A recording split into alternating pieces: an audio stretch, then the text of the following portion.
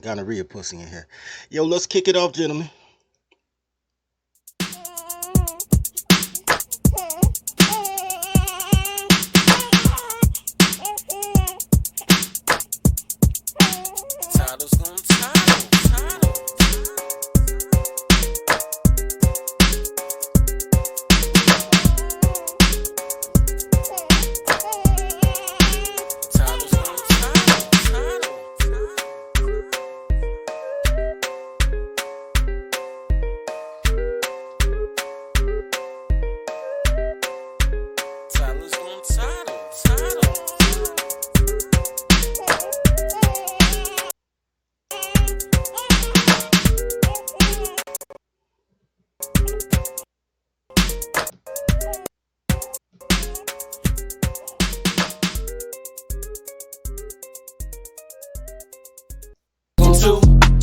The daycare. Welcome to the daycare. Welcome to the daycare. Welcome to the daycare. Stay away from cities with dyke mayors. They spray the pipes major. Don't play with your life, player, or shake the dice, player. But if you got a quota, then stay away from toddlers. These bitches are fight promoters. Welcome to the daycare. Welcome to the daycare. Welcome to the daycare. Welcome to the daycare. Train your toddler. Please train your toddler. Whippings, timeouts, take her allowance. Cause I swear she will destroy your life if you allow it. Fucking, I'm tired of rapping. Yo, low, bring in the choir.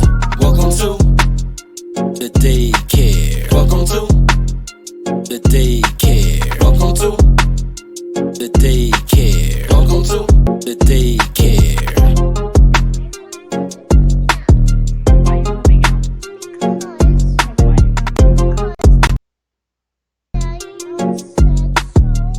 Why did Daddy say so? Because we were talking about every night, I wanted some boyfriends. Because Daddy told you can't have a boyfriend in his house? So you're moving out? Yes.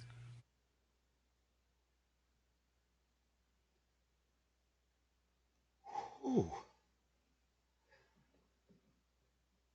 Welcome to Dirty Folks Daycare.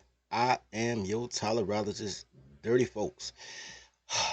Special shout out to Loke in the chat. Yo, you know what it is, bro. You know what it is. Loke all through the intros, man. Y'all don't even know it. Engineer extraordinaire, that's my dude. Anyway, yo. Man, it's so goddamn hot. And then the lights I need in order for y'all to see me, it's even hotter. Man, it's like being hugged by a fat bitch. Anyway,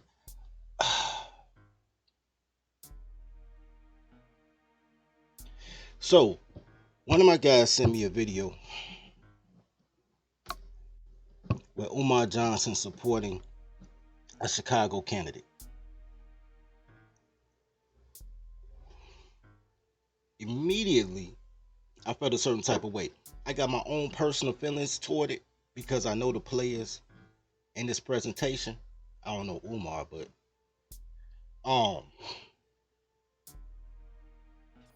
so the issue I had is I'm gonna leave it my issue because I'm not gonna say nothing bad about Chicago dudes, bro.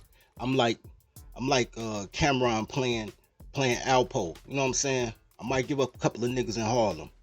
I mean, I might give a couple niggas in DC, but I ain't giving up nobody in Harlem, bro. You know what I'm saying? Because when I come back, I'll still be the king. That's how I feel about Chicago. I'm not going to give up I ain't going to tell no T on no guys in Chicago, regardless of my personal interactions with them.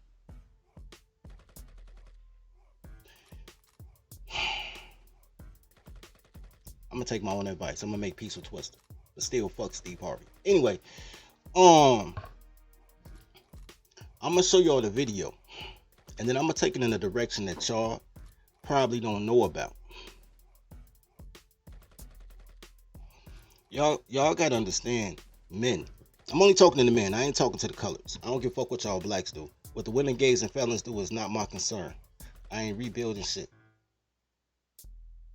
But to the men, You guys don't understand how deep this rabbit hole is. You guys don't know how far it goes back. You guys don't know how infiltrated you are because you love your enemy. First of all, y'all don't even know who y'all ops are. Y'all don't know who y'all ops are.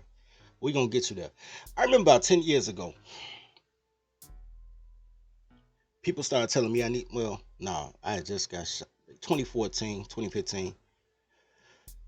People started telling me I ain't never making peace with Oprah because Oprah hate black men and she wouldn't endorse my book in the Oprah book club. Fuck Oprah. But I ain't never said nothing bad about Oprah either because she a girl and girls don't exist to me.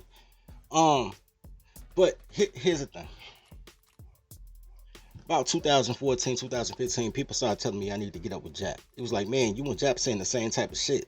Like, for those who came over, like, my Facebook friends know I've been on this bullshit, but I never went to YouTube. Shout out to Mr. Palmer. Mr. Palmer inspired me to do this YouTube thing. And for those that's been on this show, he'll tell you, like, man, OakSummers was doing this shit way back in the day. You know, before he was Dirty Folks, he was OakSummers. He was doing it on Facebook where everybody else was on YouTube. Because I've been saying fuck these bitches. But I said fuck these bitches because I hate them. Righteously. Like and sub as y'all come in, man. Like and sub as y'all come in. We're about to get into it. And the reason I righteously hate them because I know everything that men try to build black women, help white women to help the LGBT to destroy. And you still love black women. You're looking for a needle in a haystack. You're looking for that one good toddler. Instead of training your toddlers. You won't train your toddler. Y'all will get passports to try to go fly to a foreign land to hope another man, a better man, train toddlers for you. And they give you the worst of the girls that they train because they kept the best for themselves. And even their worst is better than your non-trained toddler. But I was telling them, I said, man, I ain't really trying to fuck with Jap like that. I was like, cause Jap righteously hates these toddlers. And I respect that, but I hate him for a different reason. Like, he hates them because they destroy everything functional in life, which is true. But I hate them because they're in the way of me achieving total power and domination, right? So there will be a circumstance in which I want to do man stuff. And there'll be some goddamn black woman in the way of me doing man stuff. I told you guys before that I'm boule. But I'm born into it. I didn't try to be boule. As a matter of fact, the boule don't like me necessarily, but they fuck with me. And I be teasing them like, yo, how could I be boule? And they be like, man, you got to be born into it. You got to blah, blah, blah. And I be laughing. Because I'm like, yo, I'm asking y'all how to be boule while we in the same events in the same VIP section. Like, y'all have no cognitive dissonance. That I'm everywhere y'all at. I'm everywhere y'all at. Y'all see me all the time like, man, Oak just must know somebody. No, nigga. But I don't say shit because I like being dirty folks. Because the boule is dumb. They do it for the money. And money is important, but it ain't everything. Money is just a tool to be used for goods and services. If I can get the good or the service, I don't need the money. Influence is power. I got influence. Not as much as I would like, but I got influence. Force is power, right? Get down or lay down. We could play that game too. So it's really nothing that the boule brings to me that didn't come from a Jew, right? They're giving me Jewish stuff. My whole thing was, I got a dad. Gets on my nerves, but I got a dad. If I ask him to borrow $10, he'll promise me he'll give me $200 in 2 weeks. And I'm like, yo, pops, I need a dollar today. But I got a dad. I know what it is to ask another man for something. And they have 100 stipulations because you're a man. But no stipulations for these goddamn toddlers. My sisters can get anything. Don't have to do shit. Steady. Nigga, I got a damn near skill to see his tower. I'm like, you know what? Don't even worry about it, Pop. I got a dad. So I understand the hierarchy of when you don't have it and have to come to another man to ask for it. And I don't like it. That's why I started getting money so young, because I ain't like it. I didn't like that my sister could bring her boyfriends to the house, but if I bring a girl to the crib, he'd be like, I'm the only man fucking in my house. I'm like, don't worry about it. I get hotel money. I understand the gatekeepers of matriarchy, which is these goddamn niggas, these simp enforcers, these cuckold niggas, these Tyler apologists. The ones that have to name a man in order to blame a woman. Y'all do that shit all the time. She a single mama because she fuck with Pookie. What the fuck Pookie got to do with her being a single mother? Y'all got to include a man to blame a bitch because y'all know that women are irresponsible and they supposed to have supervision. Your Tyler's supposed to be supervised, but y'all refuse to train him. And because of that, when people say, man, check this out, fam, you ain't even got no nonprofit. You got a foundation. Why don't you beg for money? First of all, that's not how foundations work. And I think that's how the IRS tried to fuck me over. But they did me a favor at the same time. When you have a 501c3, you can get donations from the Jew boys. You write your little petition, and you be like, I need some money. They be like, what you need some money for? They'll be like, I need some money for this. And they be like, you can only do this. You can't do that. Because if you do that, then the IRS gonna come holler at you. So they control how you move because they give you the money. And I'm like, I don't want you to control how I spend the money because I got a dad.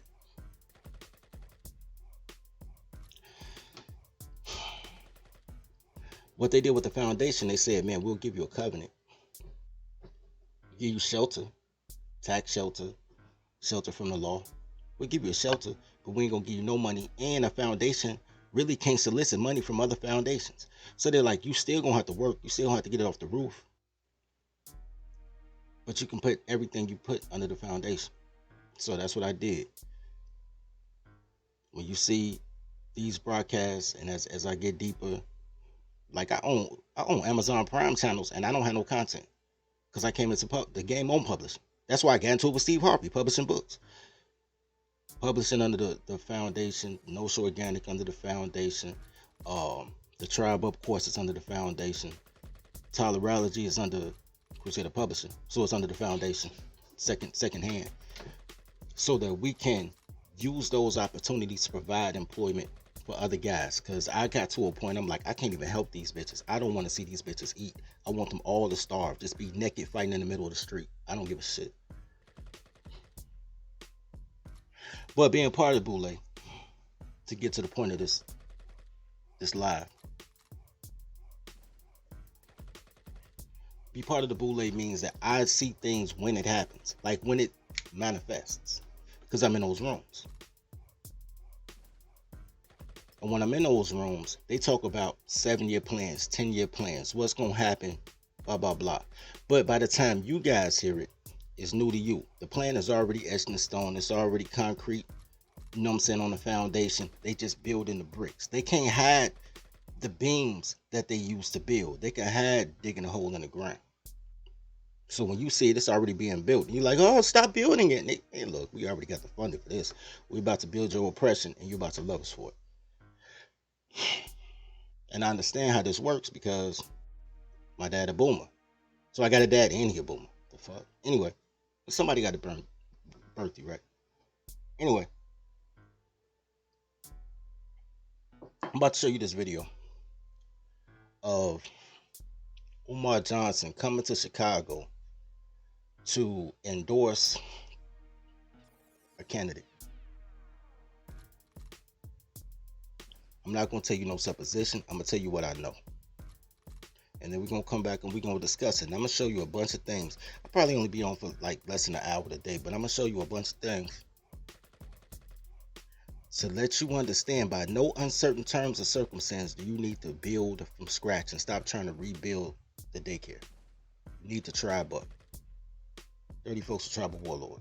I need to make that a banner. 30 folks to tribal warlord.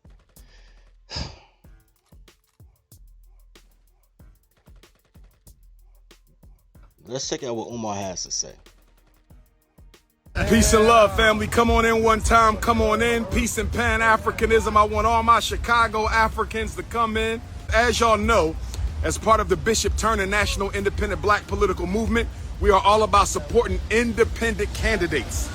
This nigga talks a lot, by the way, about absolutely nothing. But women love titles, and so do cuckold niggas. Do you understand how many titles this motherfucker dropped? Like, I'm a professor, doctor, PhD of such as... Fuck them titles, nigga. What the fuck is you doing? Listen to this stupid, goofy shit, man. This is what the colors love, bro. As y'all know, as part of the Bishop Turner National Independent Black Political Movement, we are all about supporting independent candidates.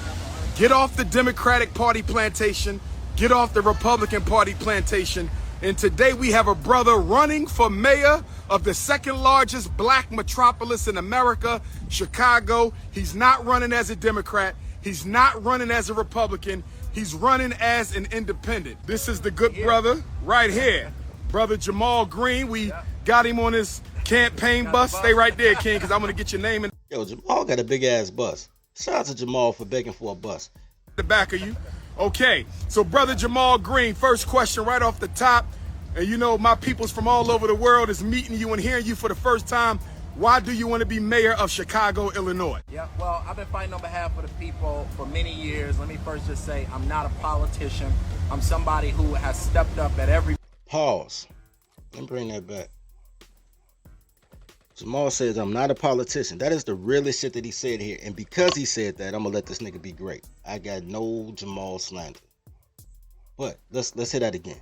I've been fighting on behalf of the people for many years. Let me first just say I'm not a politician. I'm somebody who has stepped up at every moment in our communities to make sure that we have justice. Fought on behalf of Laquan McDonald and led that movement. Chase Bank when they weren't lending to... Black Power. I'm speaking here tomorrow at 2 o'clock. Come on out. When Chase Bank was redlining our communities on the south and west sides, I fought Chase Bank and protested over 35 branches, and they banned me from every Chase in America, and we brought them to their knees and made them give $1 billion back to us. So at every moment... Pause.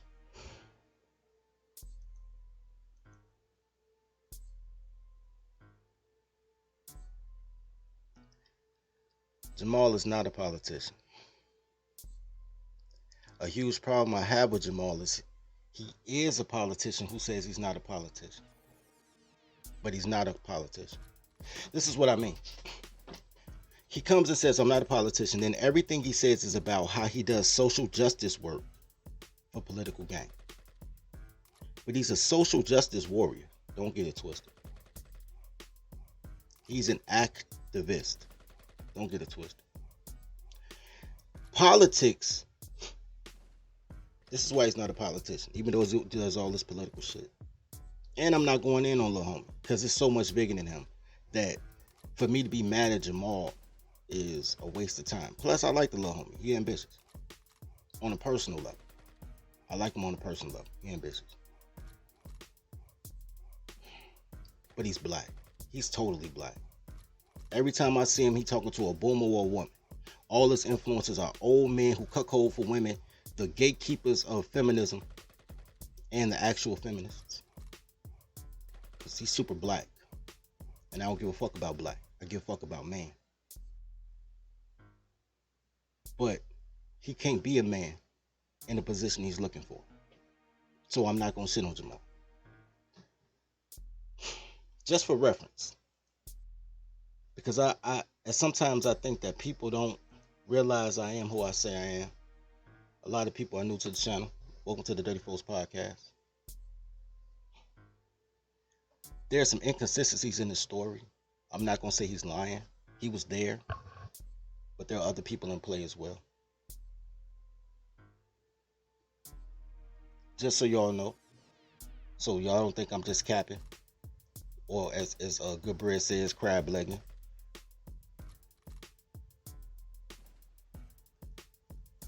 There's Jamal right there. You know who this handsome gentleman in the scarf is? They're like dirty folks to me. That's Lamar Record. That's another one of the little homies, but he ended up going crazy and shit. He fucked up right now. But he was deep into it then. They all started together. These were the rising young stars. We had to take this picture in 2015 because that's when I got shot. I got hit 4 times and I started coming outside. I had body chills and shit. So no matter how hot it was, I had to wear all type of clothing. I had a scarf on and shit. This is like in October, November, You know what I'm saying? And I'm just caked up because I was just trying to keep my body at a certain temperature. So I know when it was, but I wasn't gonna let motherfuckers shoot me, stop me from being fake boule, right? So these are little homies, and because of that, because I know Jamal, and I've seen Jamal lots of places, I'm not shitting on Jamal. I'm not gonna throw Jamal under the bus. Speaking of bus, he had a nice bus. But I will say this. The person who was actually fighting Chase Bank, it was two of them. It was Mark Carter. Mark cannot smile for shit. Mark Carter and J.R. Flemings. I ain't got no picture of J.R. But J.R. one of the homies too. The reason I showed you this picture of Mark Carter is because y'all see that deodorant he holding right there? Let's take a intermission for the cause, nigga. Take an intermission for the cause. Toddler tails are crazy. I ain't gonna show y'all that one. Dirty folks. Know your soul. Yo, see that deodorant? See that logo? It look familiar? Alright, let's go back. Mark Carter and J.R. Flemings were really the ones fighting Bank of America and Chase Bank for those reparations back. And what they ended up doing is giving them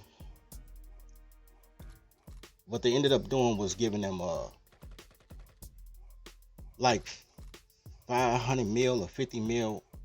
No, 5 mil. 5 mil worth of foreclosed properties. But Mark Carter got on some Tupac shit in the meeting at City Hall and they rescinded. But here's the thing.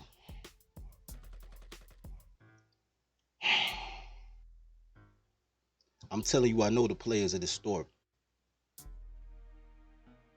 I just don't like the boule niggas. We cool. They VIP me. I appreciate it, but they want to be the best of the blacks. They don't want to be men. I don't need to be the best man. I just want to die around niggas who give a fuck about me. That mean build from scratch. That's what we need to do. So I'm gonna go back to the video. I got some more clips though. I'm gonna break this shit down. I ain't gonna take too long. I ain't gonna waste y'all day, but I got some shit to share with y'all. So I'm gonna bring back what he just said about him getting banned from all the Chase banks, and then Chase Bank turning around and giving him a belly. Word. I have had my account closed in many places, my nigga.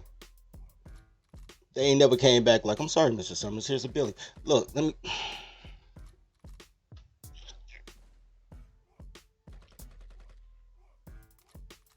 I'm gonna talk about that Laquan McDonald shit too.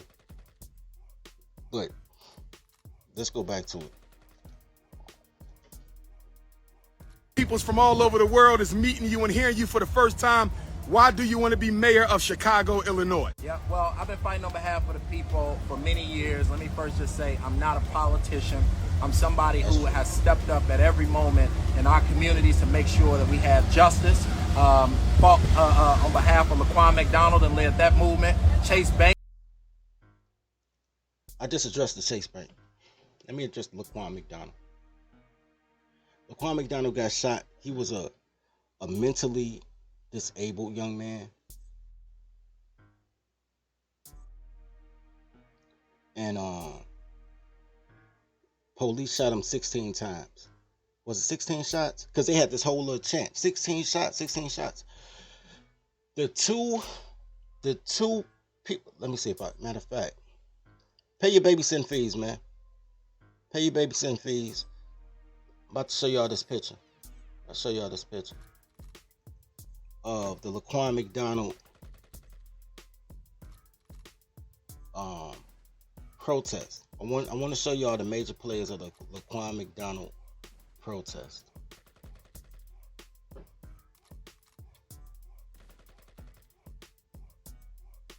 To answer your question, Sower Seeds, they've gotten reparations since the 1960s. But I'm gonna address that. And that's why I say this is so much bigger than Jamal. It really is.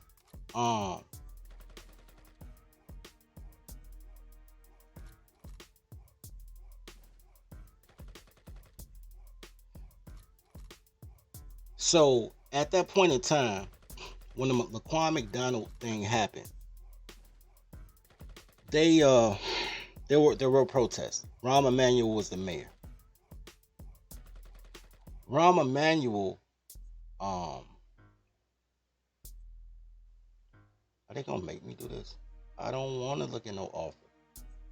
I don't want to subscribe. Fucking Washington Post, yo. Fuck you. You don't love me. Washington Post don't love me, y'all. But I want to show y'all this photo.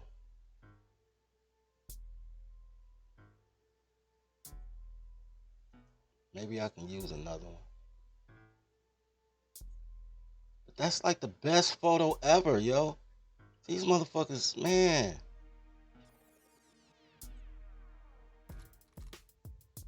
Oh my God.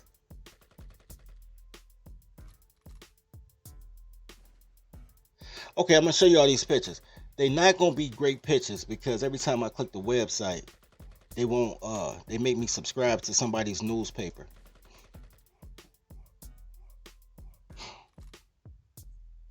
Let me see if I can make this bigger, man. See if I can get this photo at least. When Laquan McDonald got killed, you see it, Chicago Airs, Laquan McDonald murder trial ends at the day after Rahm Emanuel resigns. Rahm Emanuel was the mayor at that time. I want to show y'all this photo right here, but this is not the photo I want to show you. You see this? You see this gentleman right here, all in the face of the police? Don't they look familiar? Don't they look familiar? That's Mark. I ain't going to no protest parades. That's not how I want to live my life being a goddamn activist, because I ain't acting. I'm a brand ambassador. I ain't no fucking actor. You know what I'm saying? I tell you I show you guys how to get emancipation. I'm not trying to fight to be black, because black is some slave shit for women, gays, and felons. But y'all see that photo of Mark? Let's see if they have another photo of the photo I really want. Nah, that ain't the photo I want. 16 shots. Yeah, they shot him 16 times. I told y'all. This is the photo I want to show y'all. Let me see if they let me see this one. You see how they trying to mean mug the goddamn police? Let me see if I can get this picture bigger. If they gonna make me subscribe to some shit. They always trying to make you subscribe to some shit. You see this photo right here? You see this young man mean mugging? Y'all see that, right? Don't he look real familiar with this guy right here? Don't they look just alike? That's my little homie Carrot Top. His name is not Carrot Top. His name is Lamont Record. So his name is Lamont Record. I swear to God, for 5 years, I called that boy Carrot Top because he looked like Carrot Top. I learned his name because Lamont, he earned my respect. But like I said, these young men were the up and comers, yo. They were up and comers, and they started with the Laquan McDonald thing. So what he said was not untrue. He didn't lie about being there. I don't see a photo of him in there, but I've seen photos of him at the Laquan McDonald, at that same rally. Jamal was there. Jamal was the one that was speaking to the media and all that. Jamal was there. I just don't see a picture of him on Google. But I'm not taking it from him. What I am saying is that he is not a politician. He is an activist. I don't know what a fascination of colors to want to make they sports stars, they rappers, and they goddamn protest parade organizers leaders. But that's what y'all do. And that's why I'm not going to shit on them, because y'all like that shit. Politics is the business of business. If America is a corporation, then politics is the business of business. You're supposed to spend your best businessman to represent you, to get you the best deal. But y'all send activists and pastors, which is just ex-felons who found God, and now they got a flock of gays, women, and felons, to represent y'all. And you're like, we don't get a good deal. Of course you don't, because you're going against lawyers and businessmen, and you sending goddamn actors and rappers. That's why, motherfuckers. But that's what y'all like, and that's why I ain't got nothing ill to say about you. Plus, I like him. I like him, little homie. First time I met him, the picture I showed y'all with him was the second time I met him. And they were meeting up to get water to go rescue Flint, Michigan. Like I said, he's an activist. great activist. And in that lane, shout out to Jamal. The Kwame McDonald thing happened. I was shot up on bed rest. I ended up coming outside because they had some type of fucking colored something at New Beginnings Church, I think it was. And Jamal was there, and he had a couple of dudes on his team. And Jamal was so young, bro. He was so young. I was younger. I was, 35? Jamal looked like he was about 19, 20, bro. And I went over to him because I'm like, Shorty don't know who I am. But if he gonna be a mover and shaker in Chicago, he need to know who I am. Because, nigga, I'm Oak. My name is my name. And even though I don't claim the boule, I'm in all the boule slots. Because it's not my job to be the king. Niggas like, you need to run for mayor. No, I don't. My job is to pay off the mayor to pass my policy. I don't want that job. I got jobs. I sell deodorant. I sell courses. Motherfucking setting up fucking penny pitching leagues. Trying to build a goddamn city. I want a bank. I got a bunch of shit I'm already doing to help my brethren. I just need motherfuckers to pass the policies that I need in order for me to be great. Everybody plays their part.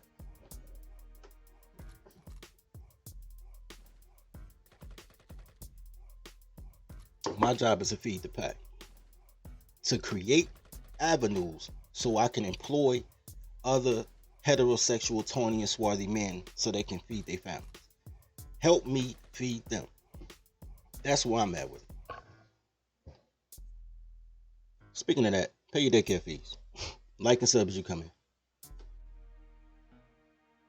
First time I met Jamal at New Beginnings Church, him and he was smoozing up to not Meeks, Corey Brooks, Pastor Corey Brooks, who y'all know him from the pastor that sat on the rooftop for days until he got some money. Pastor Corey Brooks ended up finagling that and became the Illinois comptroller of the tollways. So this nigga got into politics even though he a pastor. Anyway, but around that time, either before that time or around that time, I met Jamal. And Jamal had his little crew because they young, man. It was so young, bro. And I tried to cuff him and give him some game, but he don't know me. He like, who the fuck is this nigga? Other niggas that tell him like, yo, that's Oak. Like, yeah, nigga, I'm Oak. You know what I'm saying? It's that old Jay-Z bar. I never make the news again. My man will shoot you. And the nigga come from nowhere. Beanie come from nowhere. I will shoot you. It was one of them things. Like, yo, I'm Oak. And he's like, yo, that's Oak. So he was like, man, this nigga must be somebody I need to know. But I wasn't no shit at the time. I just got shot up. And I told him, I said, man, your circle wrong. Your advisory circle wrong. Not so operational circle. Your advisory circle. These cats is going to take you to a place that it's going to be counterproductive to what it is that you're trying to do. He was like, all right, dude. He ain't know me. All right, dude. But that's the first time we met. Then we created a cordial, like, he ain't my nigga, like, he don't come to the cookouts, but we know each other. We got each other number. Create a cordial rapport since then. And the reason I told him at that church I ain't like his circle is because his circle was all baby boomers, but he was calling them the elders. I'm like, yo, bro, no. And you could tell he wasn't raised with a dad, because if he was raised with a dad, he would have known. His dad would have told him, like, yo, don't fuck with them baby boomers. Your granddad is dumb. But he's looking at these old heads as the elders. I'm like, yo, these motherfuckers is the gatekeeper for slavery, nigga. And then they old ass niggas and they Christian men. Oh no, dog. All they know is slavery. All they know is pray and don't work. Kick the problem down the road, nigga. kick the can. I'm like, yo, to make. He was like, yo, they're my peoples. I was like, all right. Don't mean I can't like you. Just mean we can never do business because you don't do business. You do activism, and I don't act. Which is crazy because I've been in 3 movies. Don't act though. Just popular. Oh, you want to be an extra? Ah, you got hot wings. I'll be an extra. But this ain't a movie, dog. So I ain't fucking with the actor. This, right?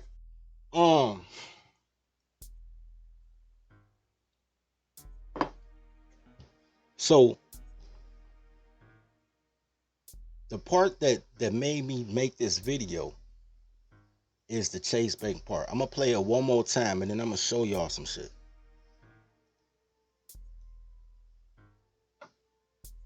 When they weren't lending to Black Power, I'm speaking here tomorrow hey, at 2 o'clock. Come on out. When Chase Bank was redlining our communities on the south and west sides, I fought Chase Bank and protested over 35 branches, and they banned me from every Chase in America, and we brought them to their knees and made them give $1 billion back to us. So at every moment, I stepped up and I fought on behalf of the people. So I'm not a politician, but I'm somebody who understands these communities on a unique level, that's from it and that has always fought for it. And at this time, we got to take that mayor seat so that we can make sure that resources get equally distributed throughout our city. Well said. Obviously, when people hear about... Pause. I'm not even gonna play the rest of this video. There's something I forgot to tell you about the Laquan McDonald situation. It's a lion. Let me tell you what I forgot to tell you. That's very important. Very important to the story.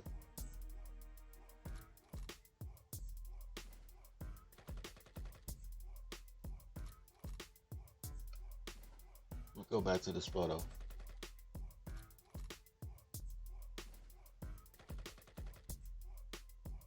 This is very important to the story. Carrot Top. I'm quick calling him Carrot Top. That boy about 35 now. Lamont and I closed it. Lamont and Jamal, you know how they got their slot? Remember I told you Rahm Emanuel was the mayor at the time? Both of these were Rahm Emanuel's interns. Rahm Emanuel sent them to the protests to cause ruckus and say fuck Rahm. Rahm created his own antagonist so everybody would follow Jamal and Lamont and give them all the grievances they had about the mayor, so the mayor could have discussions, quote unquote, with Jamal, because Lamont started going crazy. It was a lot of shit going on in his life. He was suicidal for a minute. I'm glad that brother better now. He a good dude. But so once Lamont kind of fell off, Jamal became the point man. Now Jamal is talking to Rahm about all the things that the Chicagoans hate, but he he's privately meeting with Rahm as part of his intern program, while publicly he's in the camera like fuck Rahm, 16 shots. So he's not a politician, but he's been playing political games from day one, right?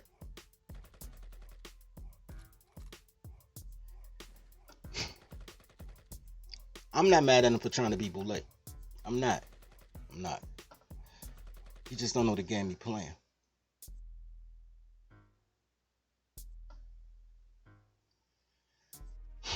But this is what I want to say about the $1 billion.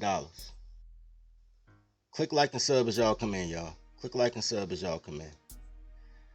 Let me show y'all something about the $1 billion. That's why the boys never got locked up. All in the police face, got them and cussing them out, and nobody got locked up. Well, people got locked up, but not them. Anyway, let me show y'all something. When Laquan McDonald situation happened,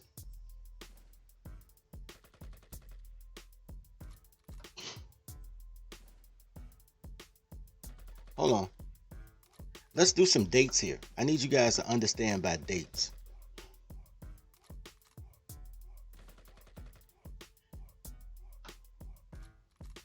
See if I can make this bigger. Just trust me. I'm not going to make it bigger. It says Chicago released a video on Tuesday showing the shooting of 17-year-old Laquan McDonald on the 20th of October, 2014. These protests happened in 2016, right? Like I said, I got shot 2015. These protests was that winter or the spring of 2016, the like January, February 2016. So, because that's when dude went to court for it, all that. Anyway, but this is what's so important about the date. This is 2016, 2015, 2016. Let me show you something.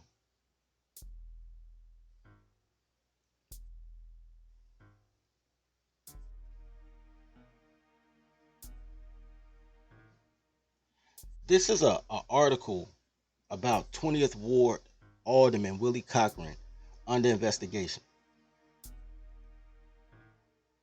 The article was posted October 19th, 2016. Let me make this bigger so y'all can see it. Because we're playing with dates right now, y'all. We're playing with dates right now.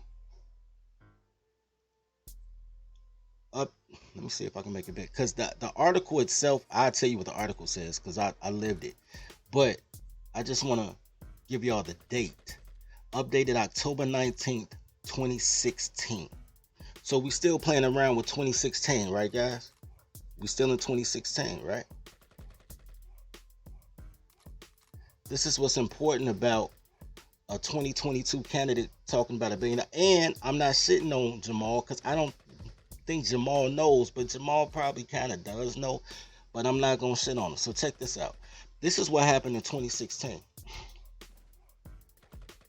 Whole Foods came to Inglewood. Once Whole Foods, they started this, I'm looking for the date, y'all. I'm just looking for the date.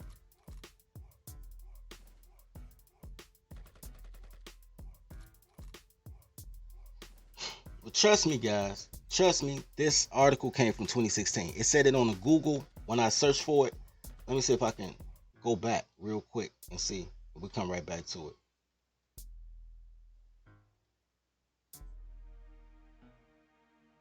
Right here. New Whole Foods store in Chicago South Side.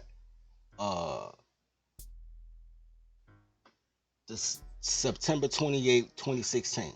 All this stuff happened 2016. I need y'all to keep up with the dates because I need y'all to understand how this shit really works. So when Whole Foods, when they made the deal for Whole Foods to be built in 2016, that was a plan that came from 2001. What you can't see, and matter of fact, I can show y'all that. I can show y'all that. In 2000, they made plans.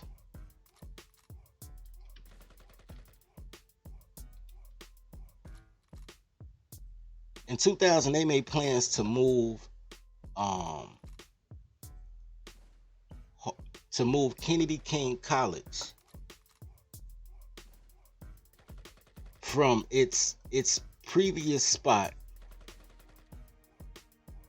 to 63rd. So let me show y'all something. Let's do a tour real quick.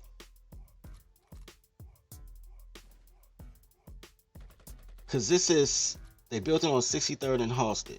Check this out.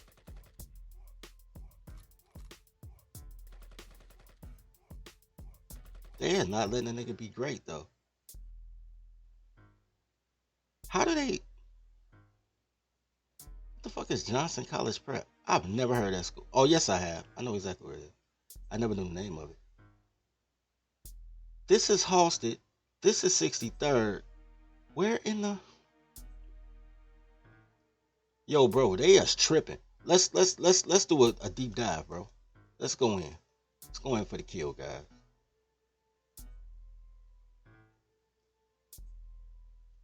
This is Starbucks, Chipotle, all that's in the Whole Food Center, by the way. All that's in the Whole Food Center. Let's go closer.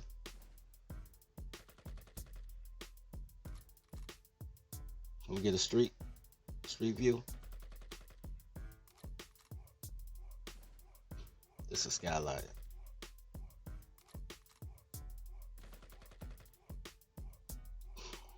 Watch this.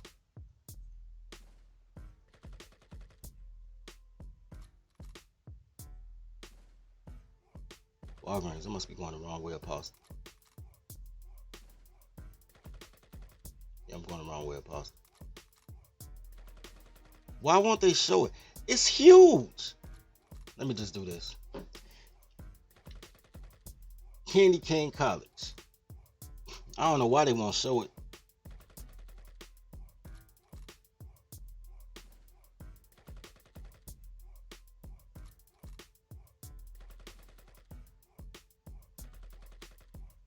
It's a weird joint too, how they got it set up.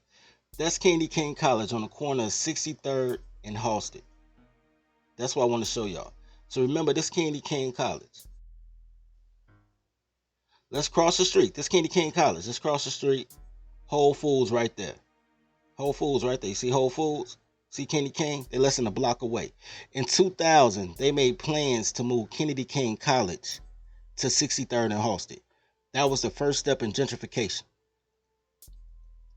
I noticed, hold on, I'm gonna show y'all. Because right before me and the feds had we didn't see eye to eye on something. The feds, they bullshit. They don't love me. But right before that, because I heard Kennedy King was coming, in 2004, me and my dad went in and we bought this crib right here. You see it from the top though. We bought a two flat a block away because we was like, yo, worst come to worst, we'll make it student housing for people to go to Kennedy King.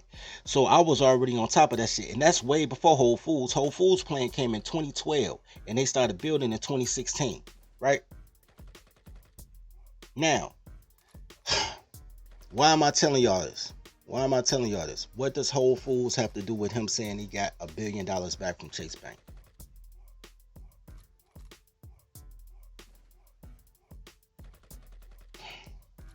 Let me show you a picture. I'm gonna lose a lot of niggas here because y'all just want to hear bitches ain't shit. And bitches ain't shit. But it's so much bigger than that. Y'all worried about the bitch. Y'all so surface. Who is Jay-Z cheating with? Nigga, I don't want to be emancipated, nigga. I already done changed my ethnicity, nigga. I just need some niggas to tribe up and come with me, though. This shit is a rap. The game is stacked against you by your bitch. Your bitch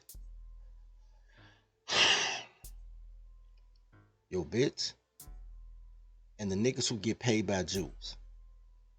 The niggas ain't got no dads who got paid by Jews to keep you down. You can fund yourself. You can do all this at your own, but you don't want to. It's too hard. You'll have to cooperate with another man. And you've been taught your whole life that men are evil and you're the only good man. Y'all crazy. Show you a picture. This guy right here, his name is Arnez Darcy. Arnez Darcy is the president of the Chicago branch of the Colored Urban League, not Colored Urban League, the Black Chamber of Commerce. The Black Chamber of Commerce is who Chase Bank went through in order to start the process to build Whole Foods. I'm about to make everything interrelated because people give y'all a bunch of information, but they never put it all together in sequence. So, Arnez was part of the team that got $50 million. Let's go back. $50 million to build a Whole Foods. Wait, let's check this out. Now, when they built the Whole Foods, they had a $50 million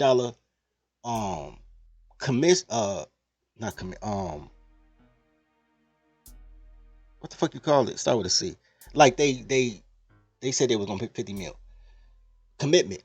$50 million commitment. They gave 10% down to break the ground, which is where you get the $500,000 out the 50 mil that they was gonna give for this whole project, right? Chase Bank was doing that, right? 50 mil. Now, how does this relate to Cochran? Cochran was the alderman of the 20th Ward, which is where this is, And Cochran took a little bit too much money out that coffer and ended up getting himself indicted from the $50 million that Chase Bank and Bank of America, because they collabed on this affair, and he stole the bread and got investigated, and they popped him off in 2016. But like I told you, this shit was happening since 2012. I was at the meetings, my nigga. Like, yo, like when I told y'all shit, like I'd be like, yo, just real quick, like people who heard my other streams, I was like, yo, I used to go to JR, like, yo, JR, just loan me 10 houses. Like Bank of America just gave y'all like $5 million worth of property, bro. Just loan a nigga 10 houses. That was where my arrogance came from, because I'm at the meetings listening to y'all niggas get this shit for free. Look out for your boy. Cut me in and cut it out, right? But they lost it all because they put all their motherfucking worth on single mothers, on black women. That's why niggas can't have shit. Anyway, back to it. So, this is how 20th Ward Alderman Johnny Cochran get popped off, stealing some of the money from the Whole Foods that Arnaz helped bring to the community. Now, I'm not going to shit on Arnaz either, because Arnaz is black. And black men don't know shit. They just do good feeling shit. How many hoes can I save? How can I become popular, if not rich, so I can get more stupid bitches? Black men don't want power. You could be black or you could be a man, but you can't be both. Not if you want to have power. You can have money and be black, but you can't have power.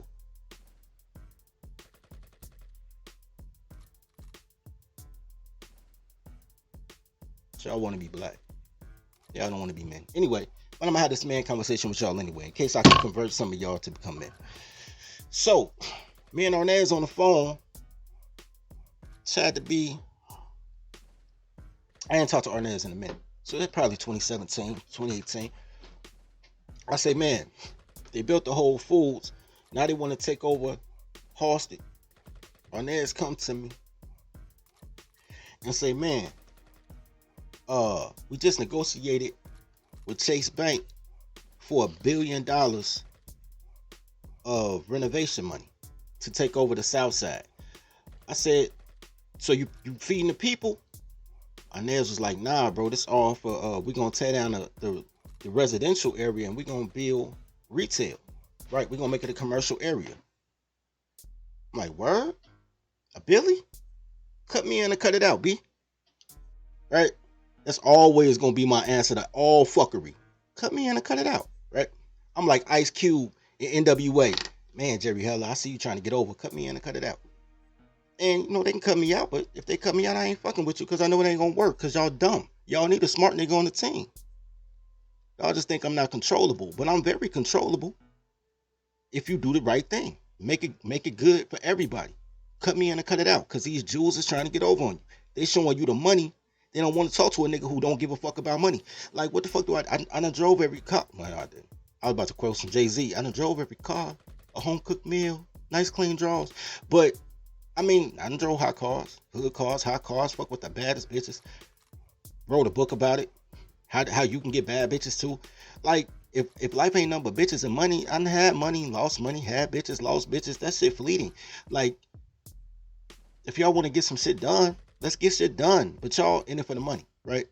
They paying off black faces for Jewish affairs, right? So there was already promised. When I talked to Arnaz in 2017, 2018, Chase had already promised $1 billion.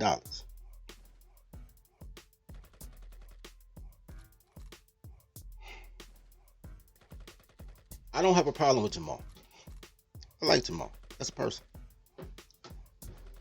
And I understand how colors get down. Because all y'all want to be the only good man. Y'all violate the number one law of power all the time, which is why y'all niggas are powerless. Number one law of power is never outshine the master. Why is 50 Cent so big?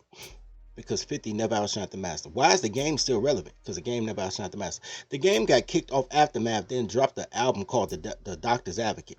Because he always had to name drop. Never outshine the master. Dr. Dre got us here. Dre got us here. Eminem got us here. Let me give homage. Let me pay credit to what credit is due. It's like when niggas say Tyler's gonna title and tag dirty folks. Thank you. You know what I'm saying? Cause I don't trip when y'all do it, but I would trip if y'all didn't. Give y'all source. Just give y'all source. So I can't say that Jamal wasn't in that room with Arnez when they offered that Billy. But I am saying that he's running for office acting like he did it.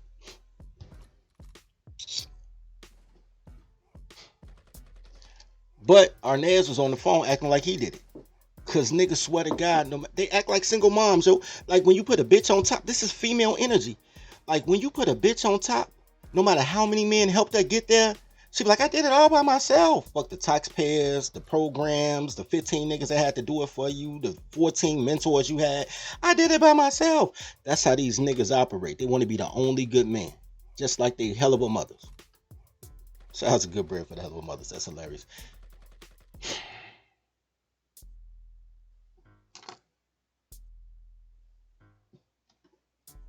I'm about to say some good shit. So I need y'all to be prepared for the good shit I'm about to say. So I just want to remind y'all of something real quick.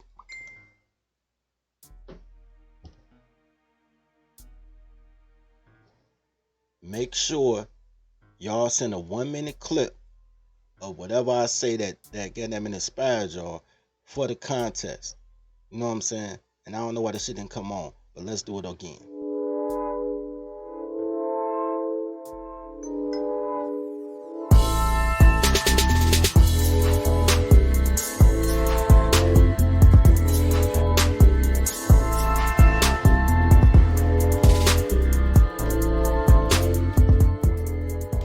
Yeah. Make sure y'all send that 1-minute clip. I just go back. So, colors. Listen to what I say because what I speak is the truth. So I ain't no regular nigga. Colors want to make me regular. They want to kill my distribution, kill my national. Don't nobody cancel you like a black bitch. And y'all blaming on white supremacy. I should have been national. But anyway.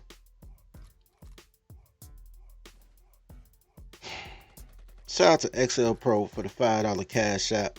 Respect, bro. Respect.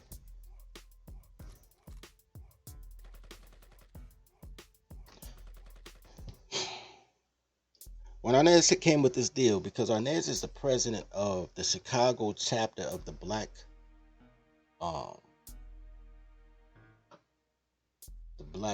Chamber of Commerce. But the Chicago Black Chamber of Commerce is under the charter of the Cook County Chamber of Commerce. Somebody asked me something earlier. Yo, sow a seed. If you still in the chat, put one in the chat if you still here. Cause I'm about to get into what sow a seed asked me. Sow a seed asked me earlier. Did we actually get reparations and fuck it up? So if you still here, put one in the chat.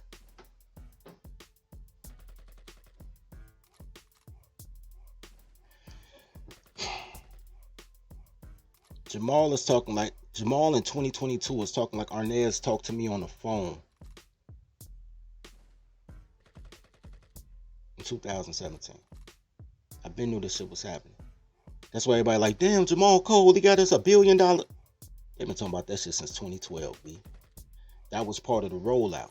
We're going to give you $5 million to make a Whole Foods. Then we're going to hit you with another $250 million to start the construction, to take over Halsted Avenue. Then we're going to hit you with $1 billion. And all together, it's going to come out to $1 billion. However it add up, it's going to come out to $1 billion. They had already, I tell these niggas to email me, Kexel. You better send me an inbox on Instagram or Facebook. I don't even check my email. Anyway,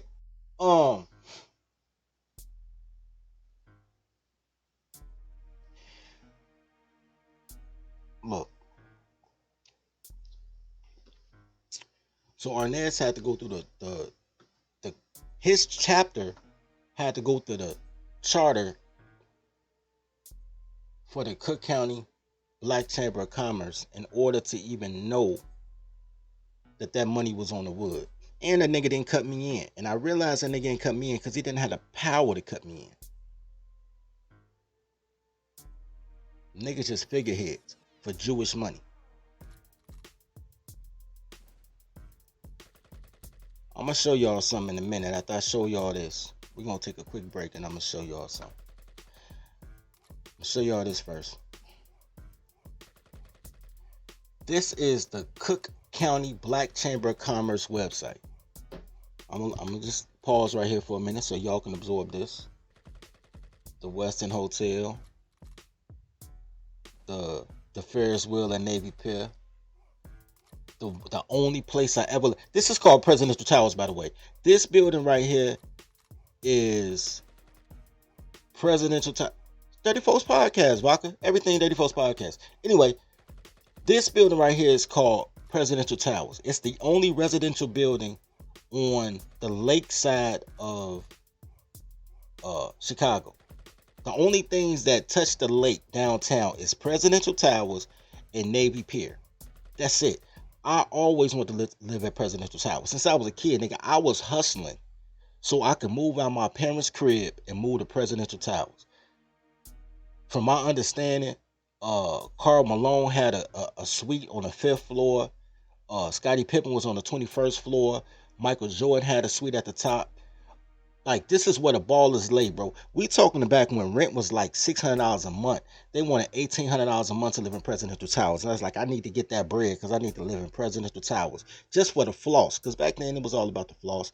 You know what I'm saying? I was still trying to strong on the hoes. Like, bitch, I live on the lake. I went to Presidential Towers maybe 10 years ago. Now they allow Section 8, nigga. I'm so hurt. I'm so fucking hurt they let these black bitches fuck up a perfect prime real estate. Anyway, welcome to the Cook County Black Chamber of Commerce. This is who y'all working for.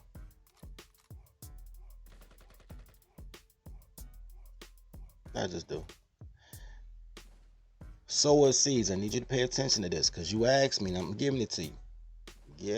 I already had a pre-pop. I was going to tell you anyway.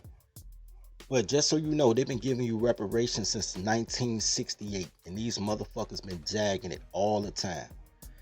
I'm telling y'all how we can get it. I'm not going to tell y'all today, but link in the description. Check out the Tribe Up website. It's saying in there. I ain't going to talk about it today. I'm just going to tell y'all how these niggas flossing for the front, bro. But what's really going on behind the scenes. Check this out. The key word here is black, right? Because black is for who?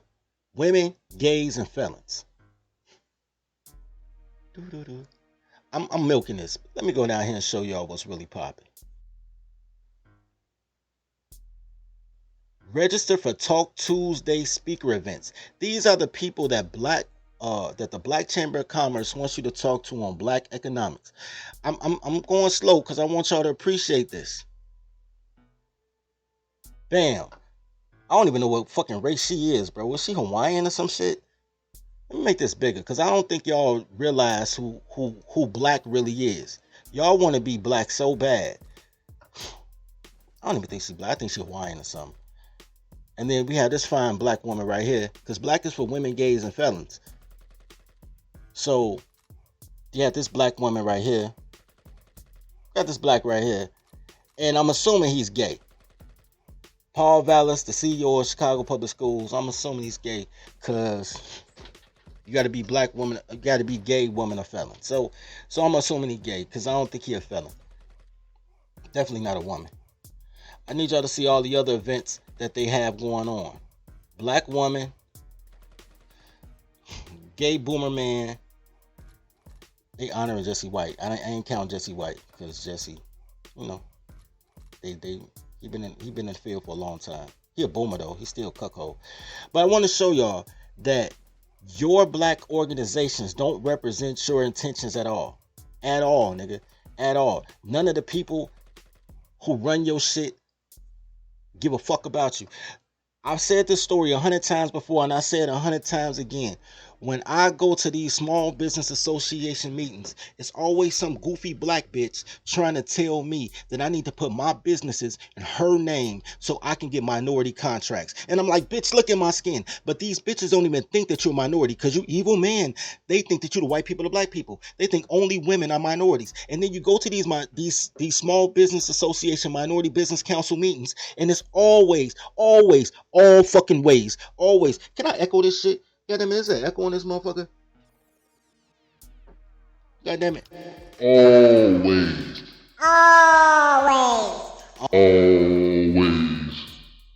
Always some white woman trying to teach you how to be black. It's always this type of bitch right here. It's always some blonde hair, pink face, blue eye contact wearing white woman trying to tell black women how to be minorities.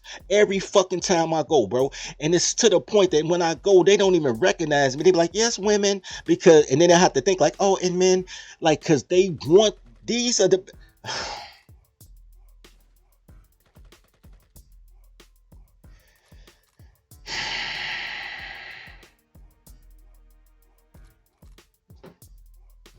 I said this shit before. I say this shit again. Black men follow black women that follow white women. Hold on. This the hierarchy right here. This the hierarchy right here. I'm gonna move myself out the way, because I don't even think that I couldn't. And I say this all the time, but let me screw myself down, because I say this all the time and nobody gives a shit what I say. Nobody hears me. Nobody really understands me. I'd be national already. If I was black instead of a man, I'd have been national. They'd let me be rich, and I just would have had you know. Black men, I'm not black, but I'm gonna be the man in this example. Black men follow black women who follow white women who follow gay white men who get they rules from Jews. There's no Jew person here though. To pay gay white men to tell white women to tell black women to tell they man to stand down. You out the loop all the way. This bitch is the gatekeeper of everything. This horrible whore is always a motherfucker that's keeping you away from freedom and then telling you that you ain't a real man because white men build shit and y'all don't build shit, while she's tearing your shit down and laying with you at the same time. Pay your daycare fees. Can't even get niggas life. If I was Jessica X, y'all be sending me $100 cash apps, and you ain't even seen how this goofy bitch really look. I'm giving y'all life, nigga. Pay your goddamn babysitting fees.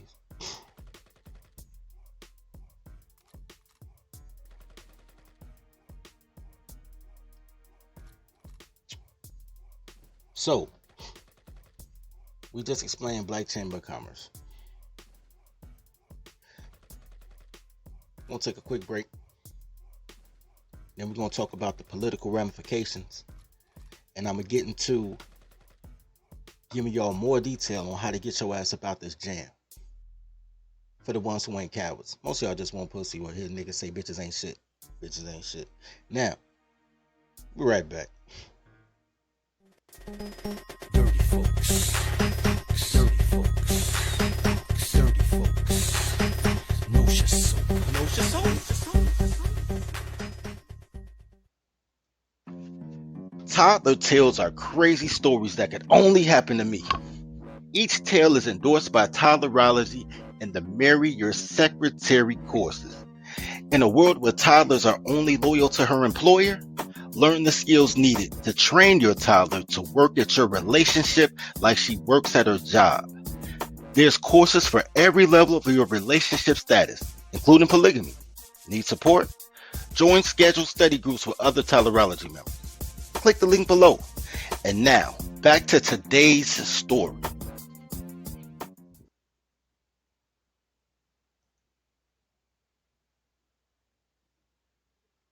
What's up, my niggers and niggerettes?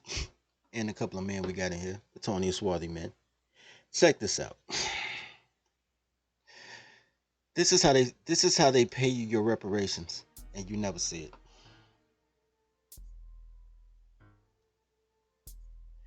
There's situations that you got to go through in order to get reparations, in order to get where you want to go,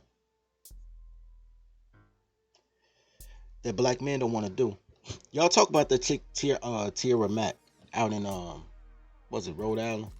twerking and shit. You know, she got elected with 1,600 votes. You graduated. Your high school class, well, maybe not your graduation class, but your high school had more kids in it than this bitch got elected for to be a state senator. It doesn't take much to make a move. The problem is y'all want to be black, so y'all let women make the move for you because these bitches got a color.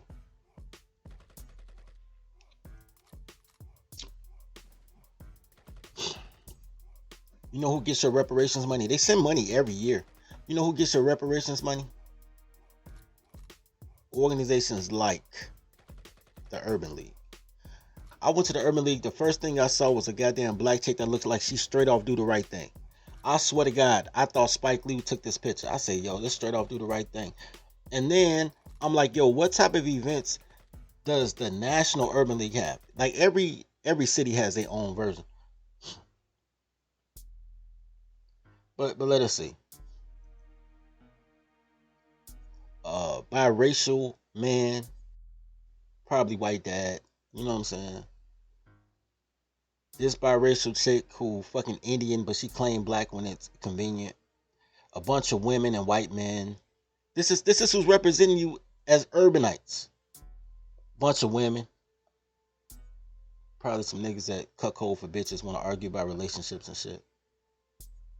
That's rapidy niggas. But that ain't how it started. The first picture you saw, I guess that's the beginning.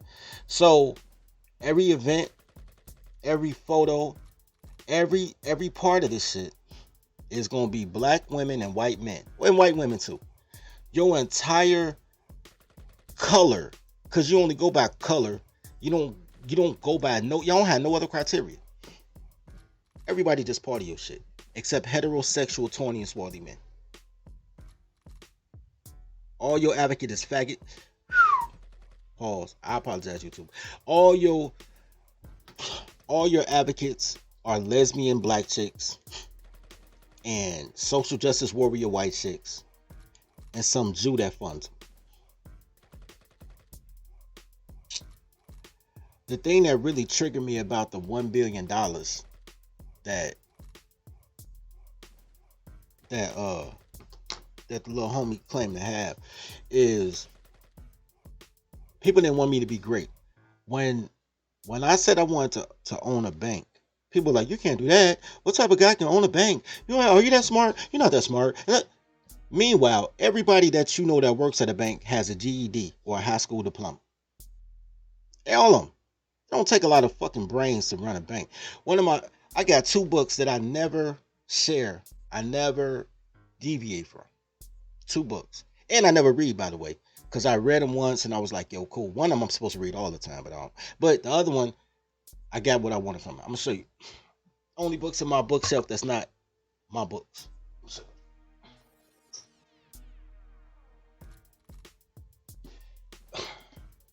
One of the books is written by Ralph Lester.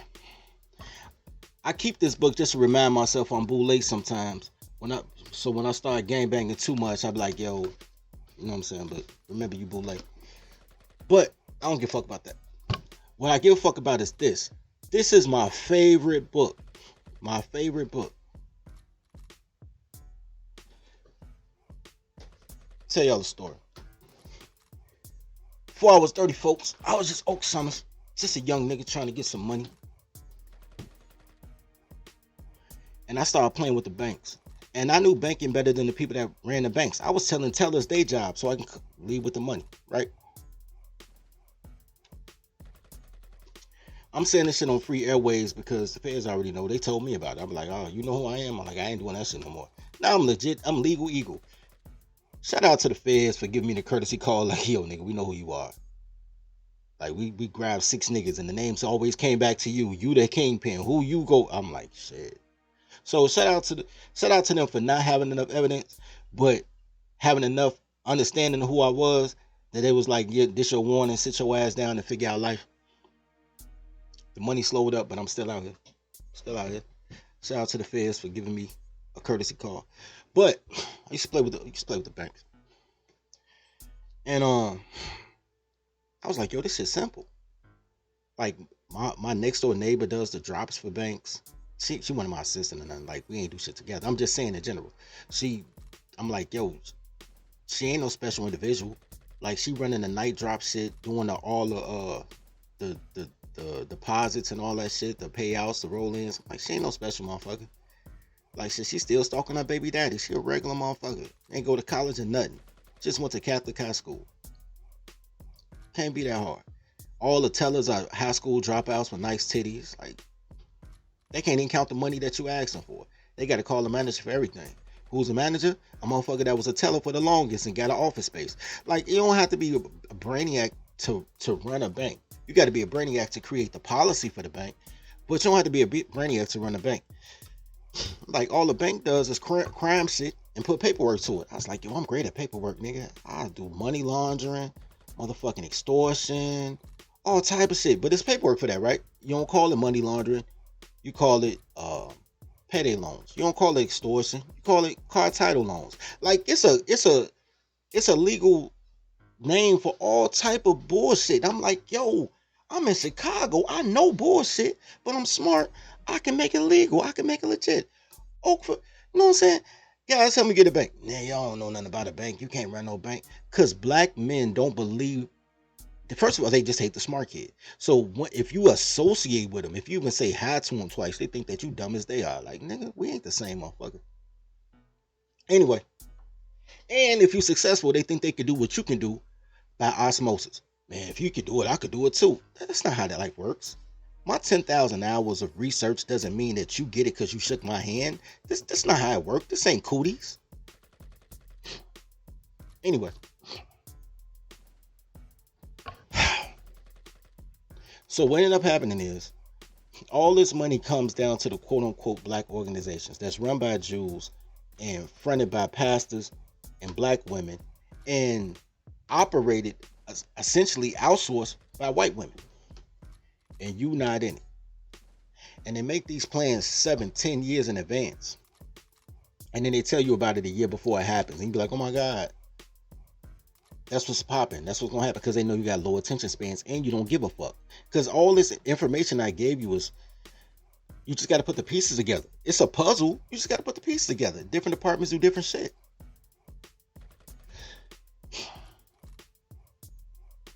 So they come to you and they say, we going to give you money.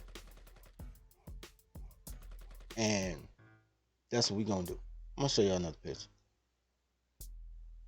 All right, Arnez. Shout out to you. I'm going to show you 2 more photos and we out.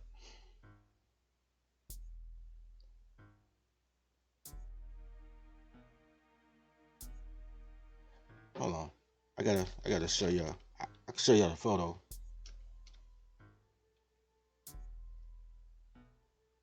There was a guy by the name of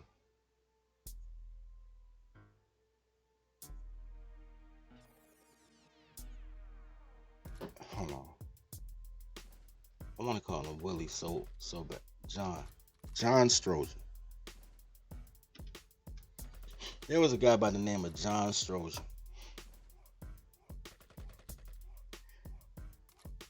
I'm going to show you his photo. John was a king maker. Before I show y'all the photo, let me explain to y'all.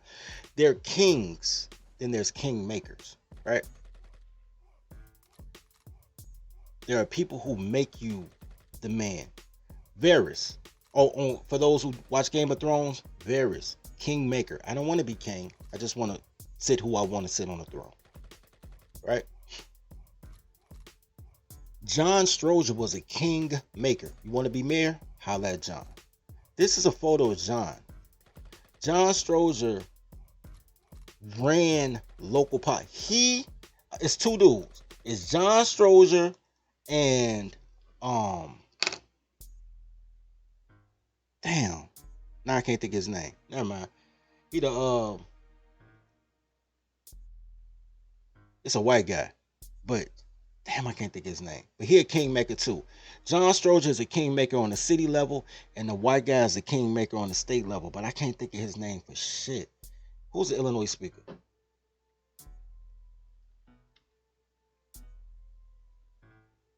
Michael Madigan. Michael Madigan is a king maker for the state. If you want to be a governor, if you want to get a state contract, if you want to do anything, you gotta go through Michael Madigan on a state level. If you want to get anything done in Chicago, you had, and I'm using past tense, you had to go through John Strozier, who was the commissioner for the Cook County, to get anything done in Chicago, right? John Strozier had a stroke. Ironically enough, John Strozier was so plugged that they changed the name of the Cook County Hospital to the John H. Strozier Hospital. This is how much plug this man had in Chicago, that they changed the name of the hospital to commemorate him while he was still alive. While he was still alive. John Strozier was that guy. John's name was so strong that after he caught a stroke,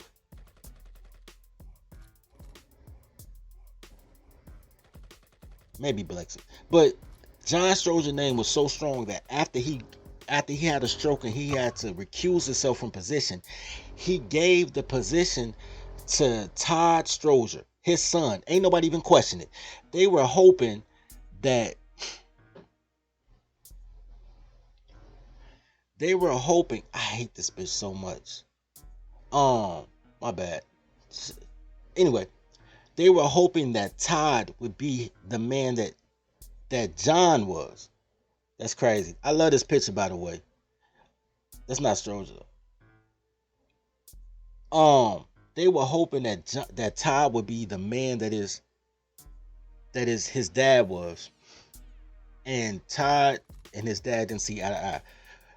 Here's a common theme, guys. Just for reference. Baby boomers are horrible. They're a horrible generation. Everything about them is fucked up. And they ain't leave y'all shit. They never became a coach. Like I'm coaching y'all now. Like I was a great player. And now I coach. I got little niggas 22 like, yo, big homie, how do I fuck this bitch? I'm like, you fuck this bitch like that. Like I coach. The baby boomers are eternal children. They toddlers. That's why every example that black women say when they say they become a man, they're trying to be the man that baby boomer men were. Just cuckold ass niggas. Baby boomer men were horrible. But here's the thing. And I love my parents, but I mean they boomers. If they weren't my parents, I wouldn't talk to them for real. So John was going against the grain with his dad, which is very natural. The boomers went against the grain with their parents, right? To our chagrin, because it was horrible. Just sex, drugs, rock and roll. Got high from Woodstock to 2006. Went to rehab, came back, and apparently started coaching Jamal Green. Just, I'm an elder now. Like, it was just a crackhead 3 years ago. Anyway.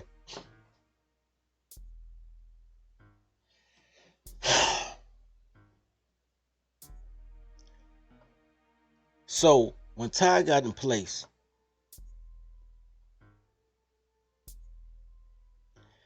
Ty tried to do the opposite of what his dad did. But here's the problem with that. Doing the opposite of what his dad did, and I didn't even understand it at the time. Doing the opposite of what his dad did got him kicked out of local politics. He's a lawyer now.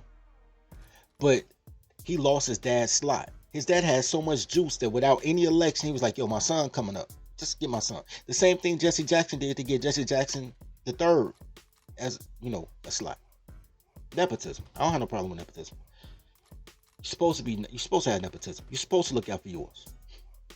You ain't supposed to go your own way. You ain't supposed to be the only good man. You're supposed to look out for yours. Tribe up, right? Nepotism is the base of tribing up. But here's the thing.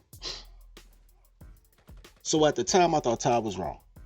Because the news told me Todd was wrong. Because in Chicago, all the media is liberal. They talking about how Todd ain't the man his dad was. Then me and Ty had a conversation. We still didn't come to an agreement, but I understood. I still don't agree with him, but I understand him. So after me and Ty had a conversation, just because I'm giving y'all factual information, I'm giving y'all insider shit. Y'all ain't never heard a hood boule nigga. Y'all don't know no boule. Y'all might know some rich niggas, and y'all know some dumb bitches, but you ain't never seen a heterosexual Tony man tell y'all the inner workings of shit. I should have way more fucking viewers in this. Anyway, watch this. That look familiar? Oh, that guy a little bit? Well, he ain't got no glasses on. Look at this dude. Look at this handsome young stud right there. That kind of look like Dirty Folks. And shout out to the homie LK, man. That's my nigga. But you ain't gonna see us together too much. That's my nigga though. But just in case I get indicted, somebody gotta send money. So yeah. So me and Ty, we top it up from time to time. And hey, Blexit, you just don't know how much Tony Periwinkle, all these lesbian bitches. Tony Periwinkle, Latasha Thomas, Lori Life. I knew all these goofy ass bitches. I hate these lesbian whores so much, bro. I swear to God I do. Anyway, I hate them because they hate me. They want to be as strong as me when I'm not even trying to be strong. I'm just trying to get shit done. Goofy fucking pantsuit wearing Hillary Clinton looking bitches. Anyway.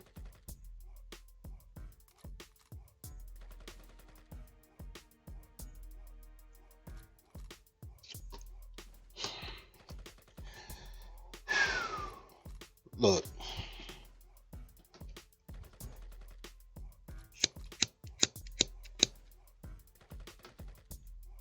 Alright. Sidebar. I got 2 lighters. One work, one don't. This lighter don't work. Bitch, it ain't gonna work just to prove me wrong. But now I got an identical lighter. And I never know which lighter is the lighter. I think I cuffed somebody. Anyway. Lighter theft isn't theft. It's accidental. Anyway, so as the story progresses.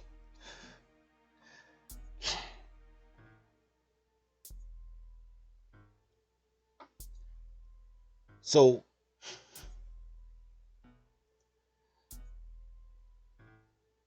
now I'm curious. Oh shit. Hold on. Hey, I got a photo in here that's not supposed to be in here, but I'm gonna leave it in here. I wish Mr. O was in the chat. Because I got this photo in the, because it's go in a different folder. But I got a folder I literally call Mr. O. Because I just want to fuck with Mr. O. Because Mr. O be biting my swag on other people's shows. So check this out.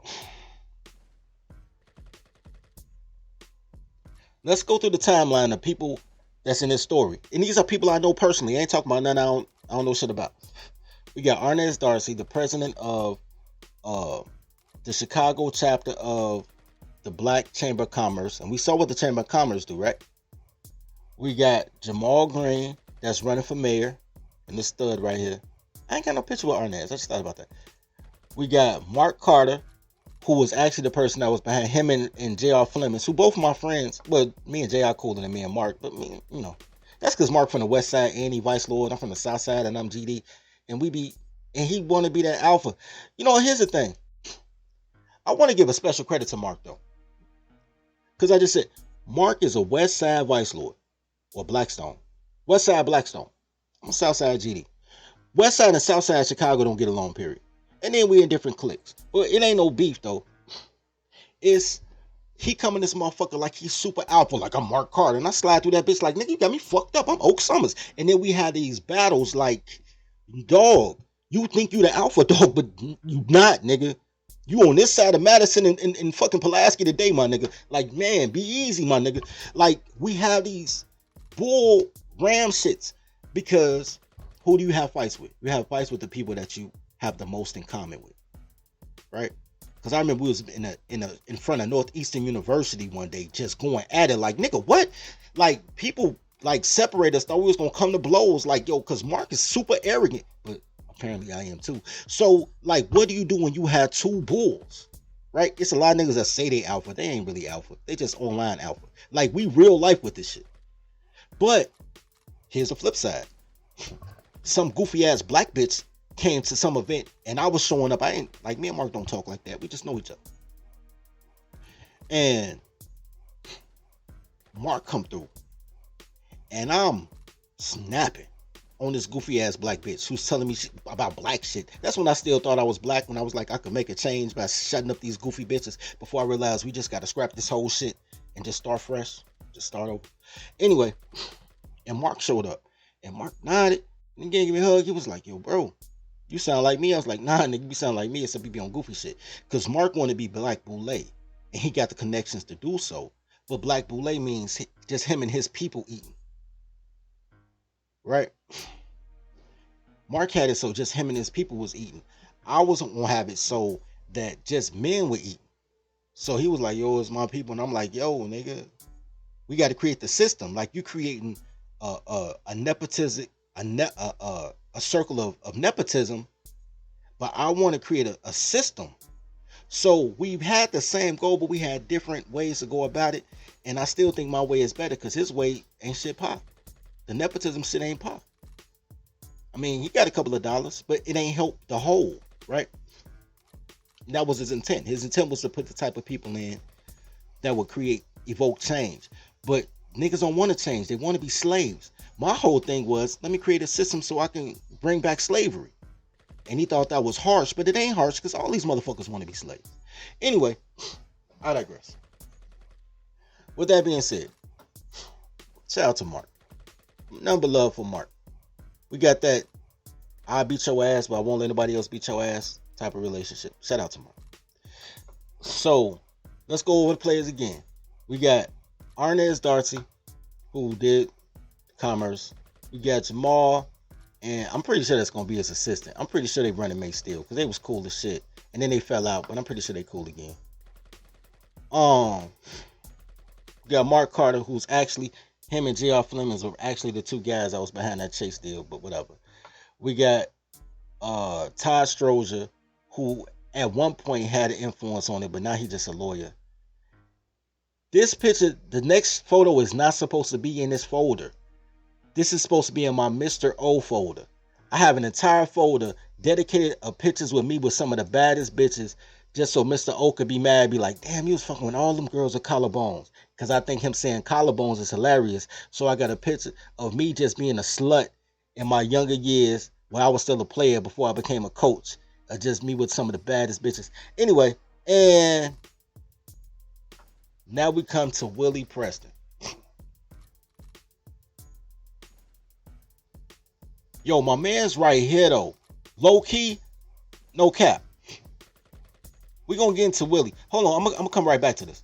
Because I want to talk about him. But Willie Preston is the new state senator for the 16th district. Willie's a good dude, family man. All his kids by the same woman. They all look alike. He got Willie head though. Them two got Willie head. Willie got a flat head like that too. Beautiful wife, beautiful kids. They all match. My only issue with Willie, I don't have a problem with Willie. Willie my mans. I support Willie. Like, no cap, I voted for him and everything, man. This man had been trying to be the state senator for, this is his third time running, so 12 years. The 12 years I've known him is 12 years he's been running to be senator. And he finally made it. He finally made it, man. Shout out to Willie. I don't give a fuck about Chicago no more.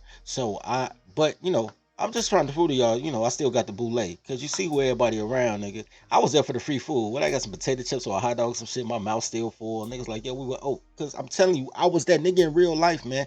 To these fucking Facebook bitches cancel me, dog.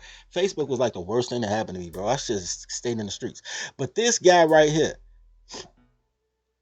and I don't know why the fuck I can't remember his name, but this is the man of the hour, bro. This man left Chicago, moved to Indiana,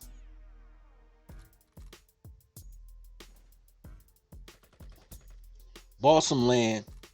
His whole hashtag is 40 acres, nothing less. He got dreadlocks now and everything.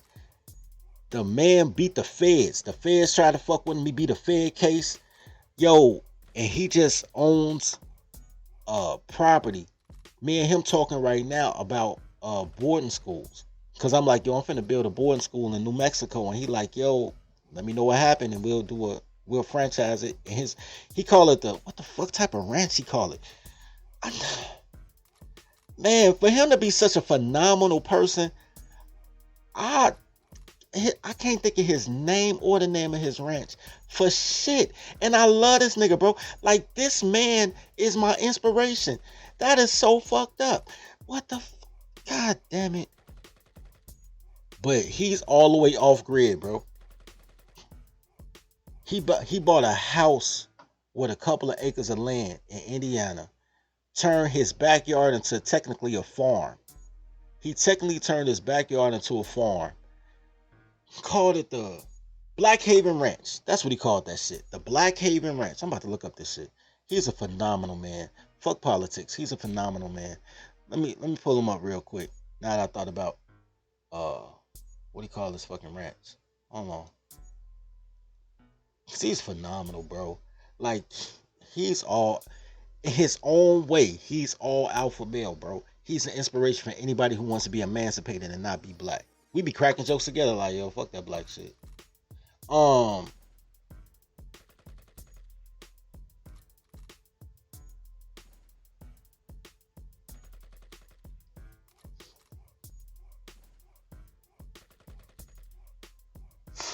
me see.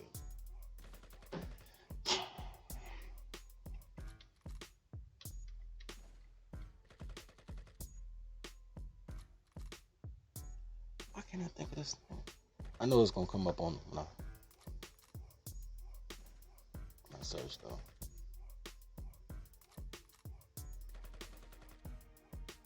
Matthew Ross. That's his name. Matthew Ross. Y'all say what y'all want to say about Nick Cannon. Matthew Ross got like 130 kids. So does Willie Preston, but they all got him with their wives, bro. Matthew Ross. He does these videos. This is his shit, yo. Like, this nigga just be buying forced areas and shit. Hammock, and I just want to take the time to thank everyone who wished me happy birthday, all the blessings, all the encouragement, all the well wishes. I really, really appreciate that, and I don't take it for granted. I also want to thank everyone for just all the support, encouragement, kind words, help, criticism that you guys have given over the last few years just in our journey. I want to give also a word of advice, as I try to do every year when I'm reflecting. You know, I ain't trying to hear his feel good story, but he's a good nigga. I love his story, bro. I love his story. Matter of fact,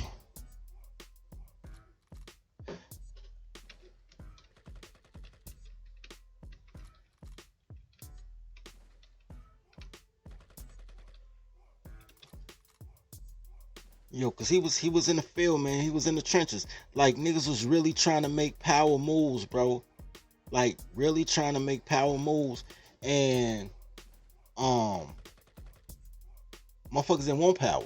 Niggas wanted money. Niggas wanted a name, so girls will like them. A lot of people that they want to do change, but they want to do change within the system, while they're saying that the system is the thing that's bringing them down, which makes no sense to me. Like, are we fighting the system? Are we creating a system? Or are we just being cogs in the same system that we say is keeping us down? So, shout out to Matthew, but that's not the name I know him for though. That's his real name, but he got a nickname. That's why I couldn't think of his name. And he was like, "Fuck it, let's go off grid and make it do what it do." So when I created the plan that we have to start fresh and not get killed, that's very important to me, right? It's a few things that's very important to me. One is not to be black, because if you black, somebody gonna kill you. You can't make change being black. You can't, because somebody gonna kill you, and it's gonna be a simping force. It's not gonna be the feds. It's gonna be a goddamn simping force. Because in order to grow and build, you can't be with black women. You cannot. You have to leave them behind. You have to, in order to build. Because these bitches destroy everything they touch. Slavery began because of black women. When slavery was over, goddamn it, man, they created the black women's what was it, professional black women's group or whatever. That was the catalyst that feminism copied. They got feminism by studying black women's manuals from Jim Crow. These bitches are the worst, and they always been the worst.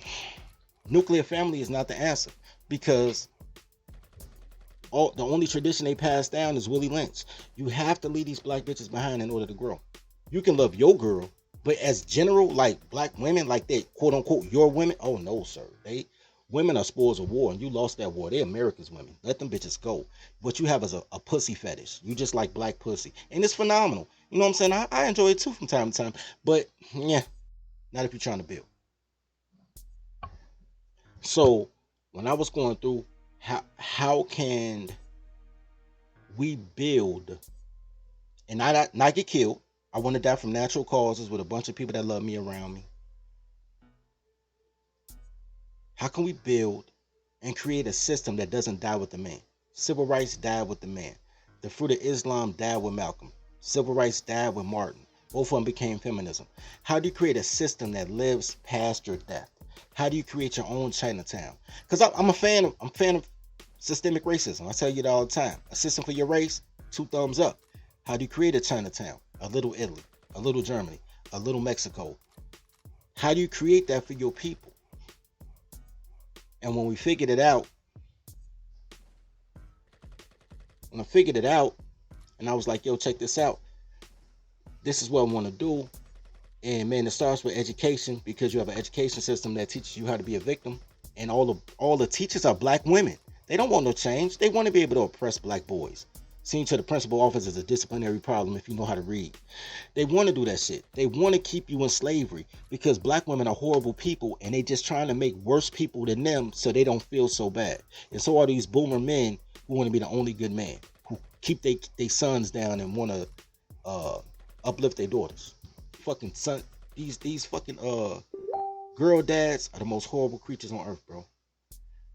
Anyway, how do you do that successfully, right? So when I figured it out and I started to rebrand and change the ethnic group and all that shit, so we could just rebrand our way out of that, so we're not even considered black, and create our own systems and structures that won't get us killed.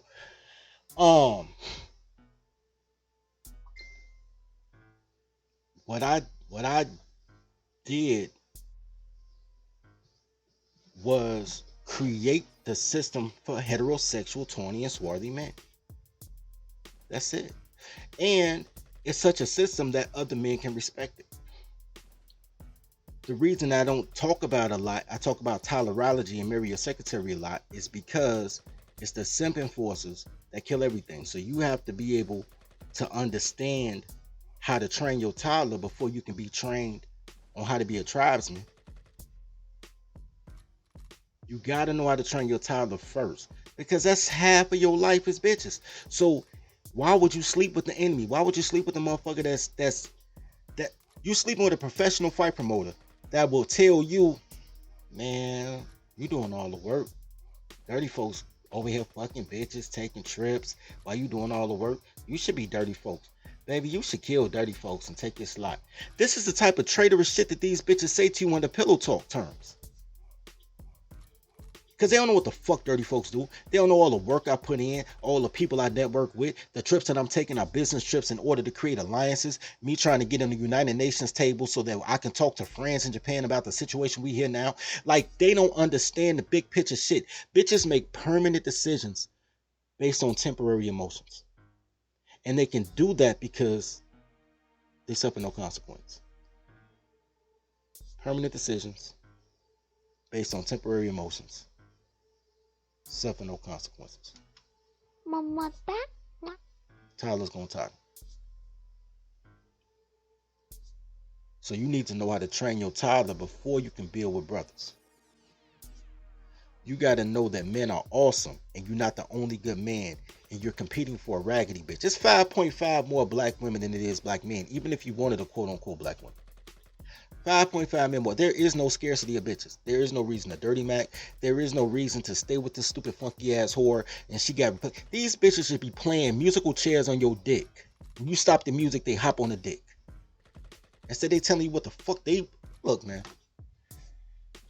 If you don't understand the reason that a man is choking the fuck out of his bitch, and you want to save the bitch instead of understanding the man, then I can't track with you.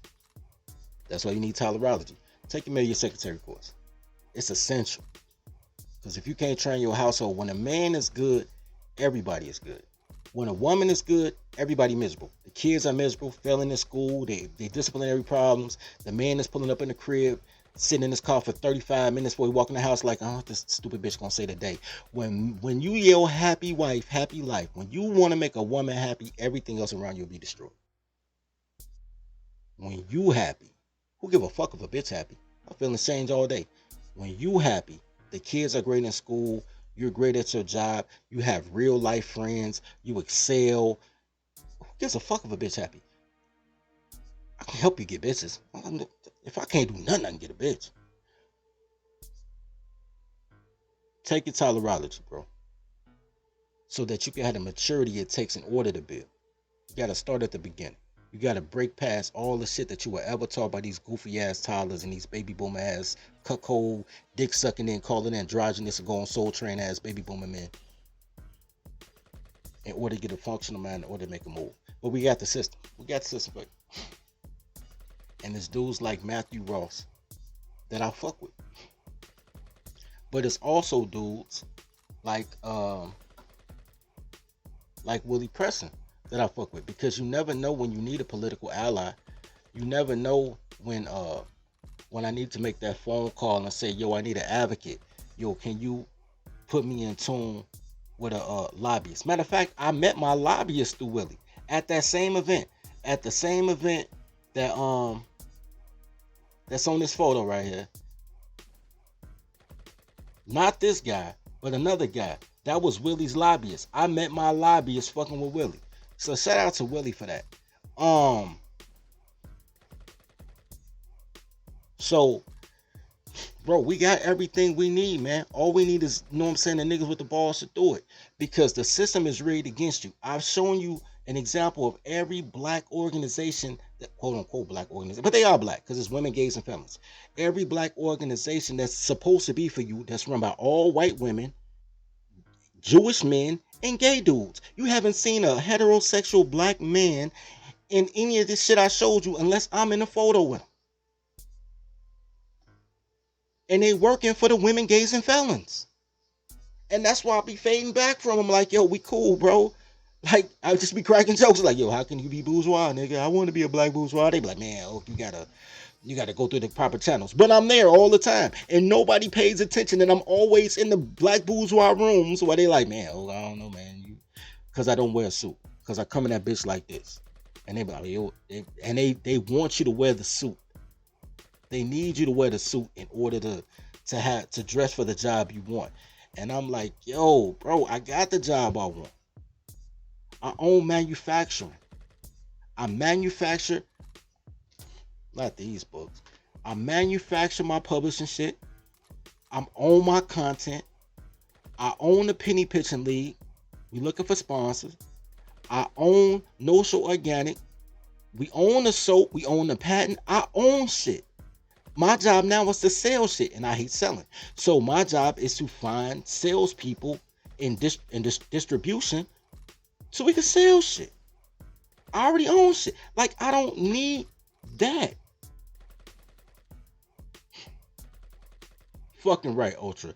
Every time something happens to a black man, somebody else get rich. But why can't we get rich on ourselves?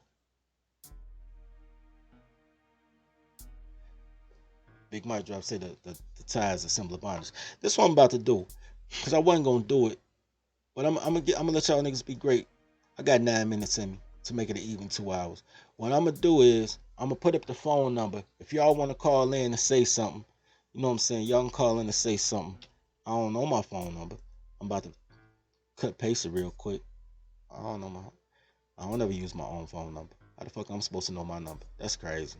Who know their own phone number? That's crazy.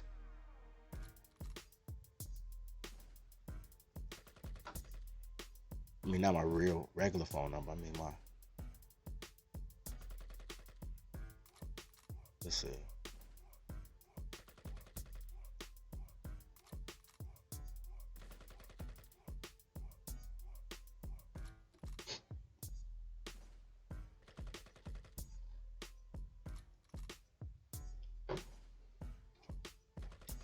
I'm gonna pin the number to the top of the chat. If y'all want to call in and say something, y'all got any questions, comments, whatever, you know what I'm saying, need any enlightenment on the topic that we talking about, I got you. It's also a couple of people that I've been meaning to give a wrench to, so I might as well do that while I'm here.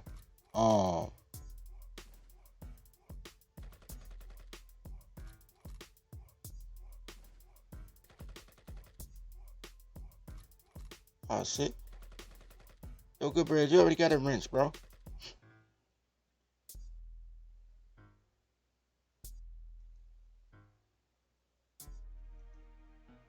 I'll make this nigga useful. Zone, you got a wrench.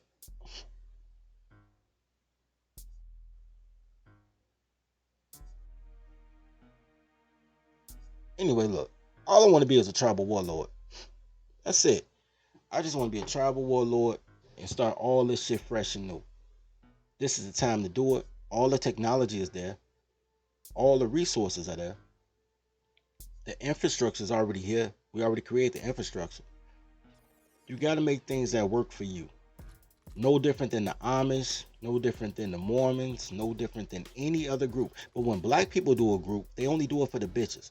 When you see the Nation of Islam, and I ain't got no problem with it. I don't have no problem with Islam. But when you look at the Nation of Islam, most niggas want to join, number one, for discipline, which I respect.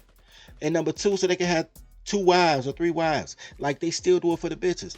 All these goddamn niggas that take their shirt off and run in the forest, calling themselves Hebrew Israelites or whatever fuck the case, they never say, yo, we gonna buy a section of land. And they always be like, yo, we just want to fuck bitches in the forest. We have 3 bitches who clean their pussy with yoni rocks. Like,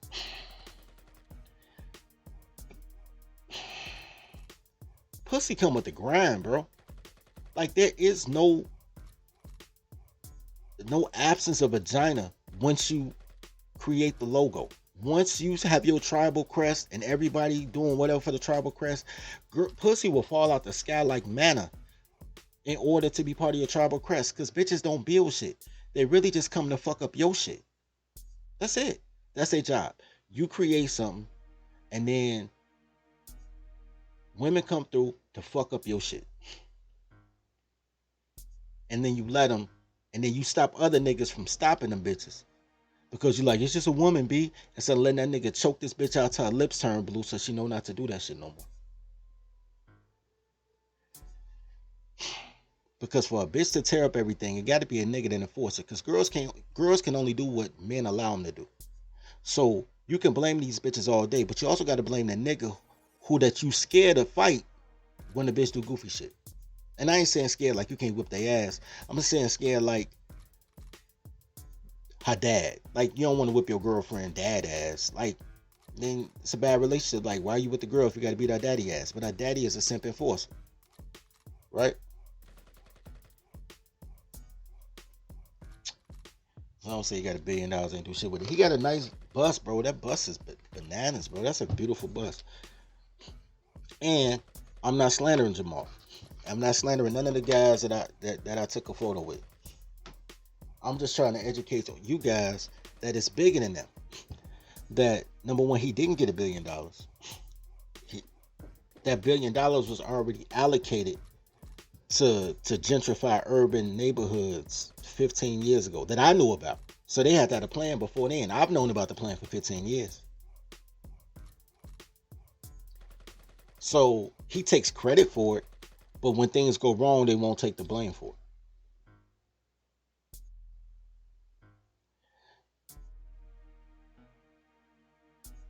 When things go wrong, you blame white supremacy. There's Evanston, Illinois, right now. It has a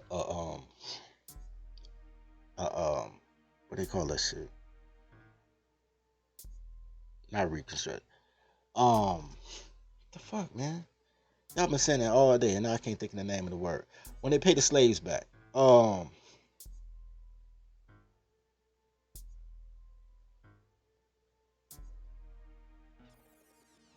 Reparations. Evanston, Illinois has a reparations program right now, but the reparations program is tied into real estate. So you have to own your home since the early 1900s in order to get reparations, which is bullshit because you could have been a renter and lived there your whole life, but you don't get reparations because it's tied into the home, right? Here's the thing with that. And once again, Alderman, what the fuck is Cicely new nickname? Because she was Cicely Wilson and she got married. Andrew Flanagan? Flager? Anyway, whatever her husband's last name is. Cicely get on the news, talk about reparations gonna be great for Evanston residents. 2 years later, she's on the news talking about it didn't work as intended and white supremacy. White supremacy offered it to you. All those goddamn white women that Emerson has in their war room, it's a bunch of black women and a bunch of white women talking about what's good for black people. It's always like that. And I slide through that bitch like, yo, and they be like, man, Oak, leave. Oak, you don't even be in Emerson that much. You a Southside nigga. You don't even. I'm like, nigga, my grandparents grew up here. My dad grew up here. I went to school here. I went to school with you. We went to Emerson Township together. Nigga, but you don't have no friends here, nigga. You was catching the train up here. You ain't no real Everstonian. Nigga, we got this. Us and these white women. And then they didn't get fucked up. And this black white supremacy. And look.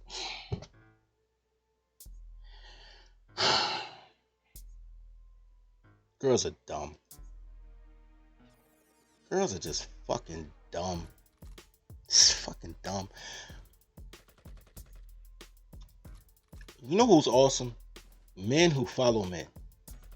Men who follow men are awesome. Because every man can be a leader and a follower. Sometimes at the same time. Right? Every man who follows a man can check a man. Because they understand a man's situation.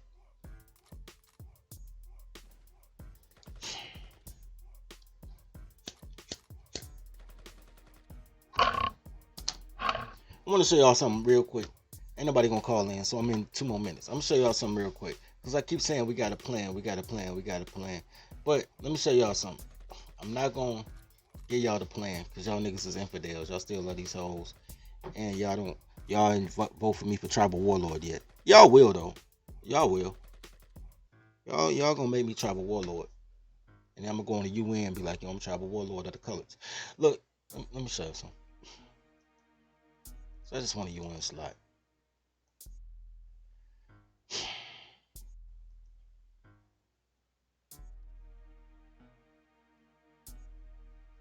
Hold on.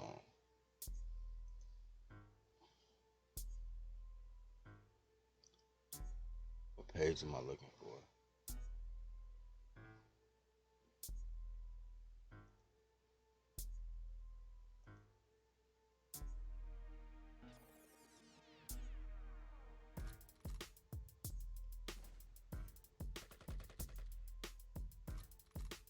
Oh, maybe I should go ahead.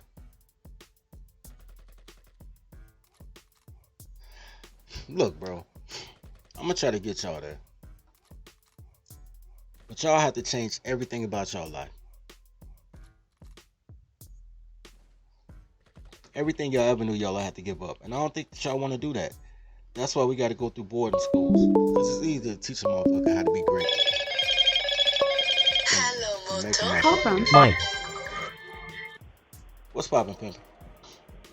Dirty folks, man, what's up with you? Man, just out here broke, starving, the gang bang. Man, I feel you, man. You said wasn't nobody finna call in to your show. Man, I don't be normally taking call-ins. Cause, Yeah. just cause. I'm waiting to get back on. Yeah, I'm waiting to get back on StreamYard so I could do that. Okay. But I ain't on StreamYard right now. I'm doing direct stream, so I'm using my Google number. Cause I don't never use my Google number. I'm like, I got Google Voice. I never use that bitch. So now I'm using it for this.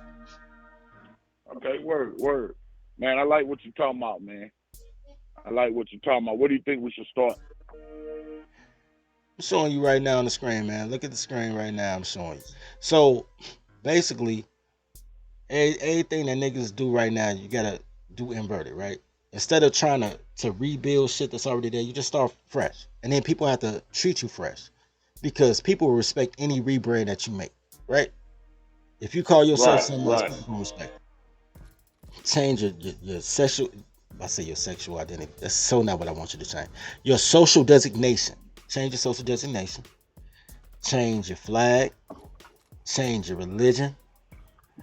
You go, because I honestly, and I never talk about religion. I'm not gonna talk about religion now, but I don't believe in Christianity, and I never did. Right. Well, we know that's a control mechanism. As all religion should be, but your religion should empower you, right? So it's the same Christianity that they fought the Crusades over when they were white has you saying God will provide, turn the other cheek when you black. So it doesn't empower you. Right. Well, that's always. I think Minister Farrakhan said this, man. When you pray to the same God as your oppressor, whose prayers does he answer? Facts. So, So, and I believe in polytheism. So, I believe in more than one God. So my religion is different.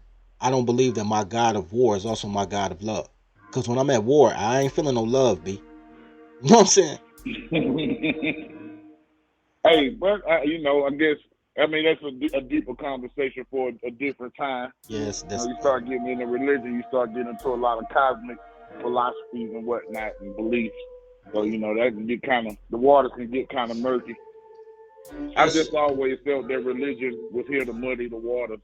I mean, like you said, it's good for discipline and self-discipline, but anything outside of that, man, is just sent to muddy the waters.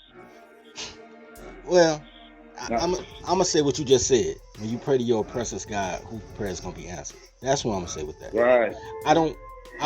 Everybody has a belief system. It's what do you believe? Does your belief empower you? Right. So I just believe in shit that empowers me, not things that make me a coward. I don't believe in that ass though, right? I don't believe in fucking shea butter mother queen goddesses. I don't believe that everything will be alright. I don't believe that everybody else has their paradise on earth, but I gotta wait till I die for mine. I don't believe in that shit. Right. What I do believe, it sounds like a con game. It is because they. Here's the thing. Everybody who takes your money. Everybody who takes your money, get paid by the government, right? They tell you to be anti-government. Why they get paid by the government? Right. The government pays millions, sometimes billions, depending on the situation, to save 20 people, black, but regardless of sexual identity or gender, right? In order to get that money, every organization does the same thing to get that money. And I know how to do it, but I'm not gonna tell it on this podcast. You gotta try but first. No. So that's Patreon shit. As shout out to who I get that from. I got that shit from World Class. Shout out to Noble. That's Patreon shit. Oh yeah, that's the man right there, man. I don't know if you saw him handle old boy the other night, man. That shit was funny as hell. Nah, man, he should get more love too. That nigga be getting like 9 views. He a good nigga. I be watching this shit. Oh yeah, man. Noble be giving it to him. Yeah, man. He need to slide through, do a show with me so we can help pump up his channel. But yeah, so here's the thing with that. You go through the same system to get the money, right? Everybody get the money. So they be like, yo, we got money for the colors. So, and they got money for everybody. They got money for the gays. They got money for the United Way, the Urban League. Everybody get money. And they all go through the same system to get the money. And I understand the system. I know the system. It's easy to get the money. As long as you follow the program, right? And then you tell them what you want because you give them your system, right? So when they ask for block grants, they're asking for a Jew to give them money based to do XYZ. But when you have a system, they give you money to operate your system. It's totally different. It's the reason that you don't see non-profit organizations in Chinatown. Because Chinatown got a system like, yo, fund our system and we'll handle everything else. Right? Right. Only blacks is like, please save us, give us some money so we can feed our kids and give us an after-school program. We don't want better schools. We just want an after-school program so the baby mama ain't got to watch our own kids for 2 more hours. Right? Well, I think that happened, man, over years of targeted destruction of the business and the economics of the community. And once you keep getting, it's like a terrorist organization, right? So if you keep building up and the terrorist organization keeps coming and blowing your shit up, eventually you're gonna have to negotiate with the terrorists, right? If you can't beat them. Here's the thing. I don't mind negotiating with terrorists. I don't mind that. But here's the thing. The people who they call a terrorist aren't the terrorists. Black men don't know who their enemy is. So how do you negotiate when you don't know who your enemy is in the first place? You understand what I'm saying? You think we don't know who our enemy is? Niggas ain't learned these bitches was an option to 2020. I got canceled in 2011 telling I this think, stuff. I think niggas know. I think niggas know. But see, even them, see, the enemy is smarter than the bitch, right? No doubt. The arch nemesis is the one who put the bitch up to it. I agree. And I heard him talking about that the other day. So I think we know who the enemy is. I just think that, you know, a lot of dudes don't have enough physical control just to, you know, stay a little bit clean here. I'm outside. But a lot of dudes don't have enough physical control to get her out the picture. Like you say, marry your secretary. Just as a Instead sidebar, of fucking with all the bust downs. shout out to Mr. O. I got a Hey, Mr. what up, Mr. O? I got a file for Mr. O. I call Girls Have Cooties, and I'm adding all the pictures of me with bad bitches in my little folder. Girls Got Cooties, just so he can see girls with collarbones. I got a bunch of pictures though. I was on Facebook earlier looking for the pictures of me with all the other guys that I showed y'all earlier, and I saw me with all these bad bitches. I said, man, I'm making a folder for Mr. O just so we can realize that there's bad bitches out here, as long as he don't kowtow to these hoes, so he can marry his secretary. Cause I like Mr. O, but you know. Yeah, you definitely got to marry your secretary. That's the only way it's gonna. That's the only way it's gonna work. But I guess to put a little world class into it, the secretary is nothing but a keeper of your secrets. I want to tell them bitches shit. What a secretary is a person that runs your system. Here's the thing about men. Men have the same problem. All men have the same problem, right? Because men operate as men, no matter what your ethnic group is, religion, race. Men act like men, right? Okay. What do you think that problem is, though? It's a problem. I want you to understand. Well, before I tell you what the problem is, I want to clarify. Every problem has a solution. Issues do not. Women have issues. There's no solution to an issue. They just want you to listen to their issue. It's my girl at work. She did blah blah blah, and it's an easy solution. But she don't want the solution. She just want to vent, right? She has an issue. Right. Can't solve an issue. You can solve a problem. Here's men's problem. Oh, whatever man. Men's problem is they move at the speed of thought. Right? Mm-hmm. So you may sit down for 3 to 6 months, right? Like, what you doing now? Construction, landscaping. What you doing, bro? Me? Yeah. I own a transportation company. All right, transportation company. So how long did you plan before you got your first truck? How long did you think about that? A couple of months, right? Nope. How you get into that, bro? I thought about it for like 2 weeks. All right, because I was burning up too much gas in my SUV and not being able to carry enough stuff. All right, so you thought about 2 weeks, and then you came up with a quick budget. You started looking for trucks, right? Like, what can I get? Right. So you moved at the speed of thought, right? Right. You thought about it, then you put an action to it, right? Right. All right. I just sized up the situation and realized I could do this if I did this. You know what I mean? I understand. So I started, I'm like, I'm cool doing this. I'm cool with what I'm doing. Okay, now how can I judge my circumference, right? So I just figured out. Just figure out a way to carry more. At the speed of thought. Here's the issue with that. Here's the problem with that. Here's men's problem. Men don't like to do repetitive tasks. Women love to do repetitive tasks. That's what a secretary is. They answer the phones, they get the coffee, they file your shit. They'll do the same thing every day and feel like they're the integral part of the company. And they are. Apparently, they are. It's integral. But they also doing the mundane tasks that men don't want to do because we're moving at the speed of thought. Right. It makes sense? Men don't have clerical skills. And that's cross gender. Right. It's a man. It's very rarely you'll find a man with good clerical skills. That's where I'm going with it. It's a man problem, right? Right. So the solution is find a toddler, right? Create the system for her, and then let her operate within that system. And give her a nice little title, give her a name tag so she feels special. And then you just said something important now, and I don't even know if you caught it. But That's how women are able to beat men in the court system. Women have a better understanding of system, and women are willing to teach other women system. I agree with that. So yeah, women have a much better understanding of working within the system than men do. I Which is totally why agree with we're that. having the issues in the court system and any other system we get into it with. I totally agree with that. I totally agree with that. I called it. I said it. Here's the men create the system though. Women don't create systems. Right. So women know how to work within the system that men create. Right. When I'm telling niggas, let's start fresh and create our own system from scratch, and then these toddlers can work in the system that we create that works for us. Facts. Because they still gonna benefit. Right. Because when men are on, men want a woman. When women are on, they don't need a man. So you create a system so they'll always need you, and then you operate that system.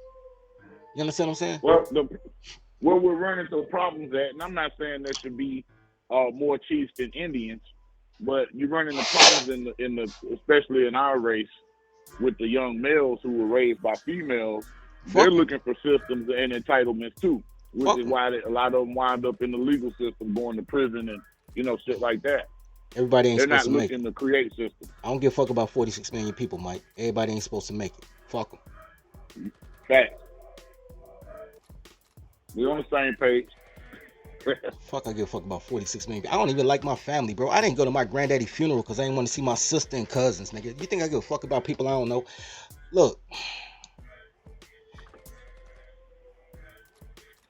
You create the system. You fund the system. People will fund your system for you. People don't even want to be part of your shit. They'll fund you. You'll always find sponsors. Because there's a lot of people that feel like you feel. But they just don't want their name out there. Right? Right. And then you work your system. And then you work your system for 7 years while you're knocking out the dents and the, whatever's wrong with it. And at the end of 7 years, now you are your own group. Your own ethnic group. Niggas have gone from Negro to colored to black to African American at the signature of a pen, at a word of Jesse Jackson. Jesse Jackson done changed your social designation twice. In my lifetime. Maybe not my lifetime. In my sister's lifetime. I'll say this. The minister Malcolm X was throwing those terms around too. I was looking at some old footage for the show I got coming up. I was gonna do it tonight, but I saw you on, so I'm like, man, I'm gonna fuck with dirty folks tonight. Oh shit, you was supposed to start. I'm just gonna fuck with you tonight too. I just started running along. My thing is, just because they said it, shit. James Brown said it. Say it loud. I'm black and I'm proud. Nigga said it. Jesse put the paperwork in. Jesse changed your social designation twice. Right. From color to black, and from black to African American. I lived through the African American because I remember in '88. I'm like, African American. The fuck? Right. Yeah, I remember that too. So they're telling you can change your social designation. Your biggest friends, shout out to Good Bread. Good Bread had a show earlier today. He said, man, the people that you hate, if you listen to them, you can learn from. Salute Mr. Good Bread, man. Shout out to he Good always Bread. dropping facts. But here's the thing. He said it, but I've been doing it. I've been telling people for a minute, LGBT is your friend, but don't be friends with them. Right? Like, look at what they did. They changed. These motherfuckers changed gender lists, nigga. Gender. But they didn't do that per se. That's where we run into the issue with them. That it's not lifestyle choices or anything on my side. I could care less. But it's the fact that we don't have anybody we can latch on to. See, everybody else can latch on to us, whatever this unnamed and unknown group is. Like I said, it doesn't, regardless of what you call it, it doesn't erase the group. I agree with that. The group still exists. So, I agree with that. Everybody else has been able to attach to us.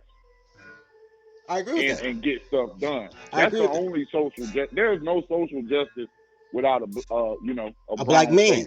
But here's the thing: black women think they black because they stupid bitches. Girls are dumb. Here's the thing: gay is the new black. Karen is the new black. Everything relates to the new black. I'm still the same old black, bro. You understand what I'm saying? But what did we talk about? The Constitution doesn't give rights to anything black. It doesn't give rights to black people. I understand that. I understand that. And I'm going back to the 13th and 14th Amendment when I tried. I'm with you. This all I want to say, But and I'm gonna that's let you why rock. these. Go ahead. Go ahead. I'm I'm saying, saying, that's why these initiatives aren't working, because once they fall through, you have to redo an entire civil rights movement in order to get abortion back. You know that, right?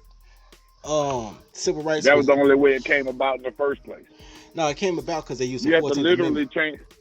They used the 14th Amendment. You have to literally change the Constitution. You would, and they're not gonna do that. But here's the thing: I don't want them to do it's that. over with. What I want them to do is honor the 13th and 14th Amendment that was written for black men. They talk about black people couldn't vote till 1968 with the Voters' Rights Act. That's not true. Black women couldn't vote, and they still shouldn't vote, because bitches with clothes on should never have a voice. But black men could vote since 1890.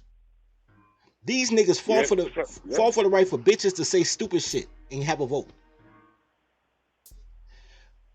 Look, that has to be renewed because it's not constitutional. So every 20 years or so, they have to renew women's ability to vote, because they know these black bitches ain't supposed to vote, because girls are dumb. I mean, the white ones, for that matter, too. They're not supposed to vote either. They not. But I would rather a white girl vote than a black girl vote. And I'm not trying to be racist. I'm being cultural. White girls saved us from Hillary Clinton twice. Twice. Think about this. And nobody wants to mention this.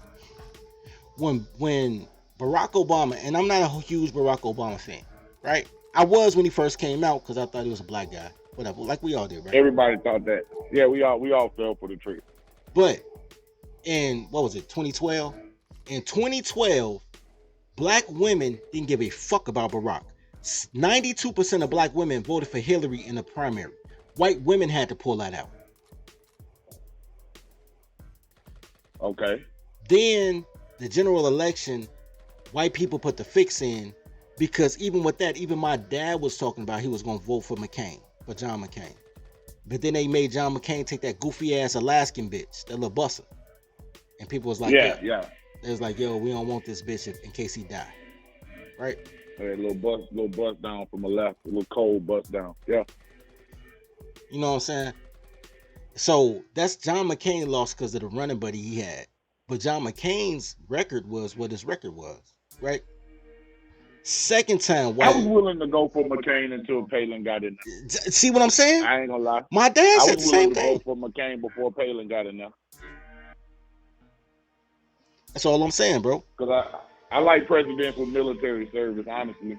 We haven't had many of those running lately, but that's all I'm. I kind of like the military service aspect of your career. Bro, that's why I never say Oak for president. I say dirty folks or tribal warlord. That's why, because you have to know the loss before you send some boys to die in a foreign land. You at least need to have been in a fight before. Man, it makes sense. Right. You know what I'm saying? It makes sense. Now it's all on video games. They got military training programs for them.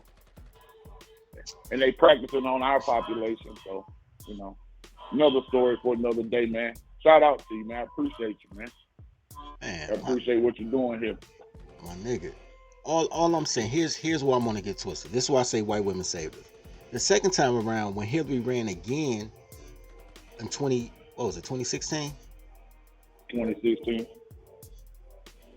White women saved us from Hillary again. Because it's like, yo, this bitch is horrible. And who got the blame for that? Black men. Black men. White women. We've been a political outcast since then. So this is what I'm saying. No matter what happens, it's going to be your fault.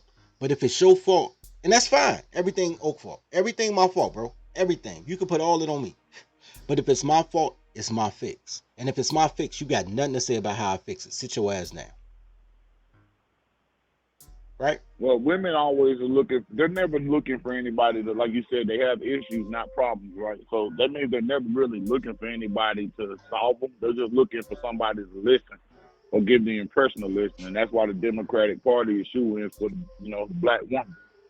So, I say this, as black men, we need to weaponize our vote from here on out. I'm just voting strictly to hurt the other candidate from here on out.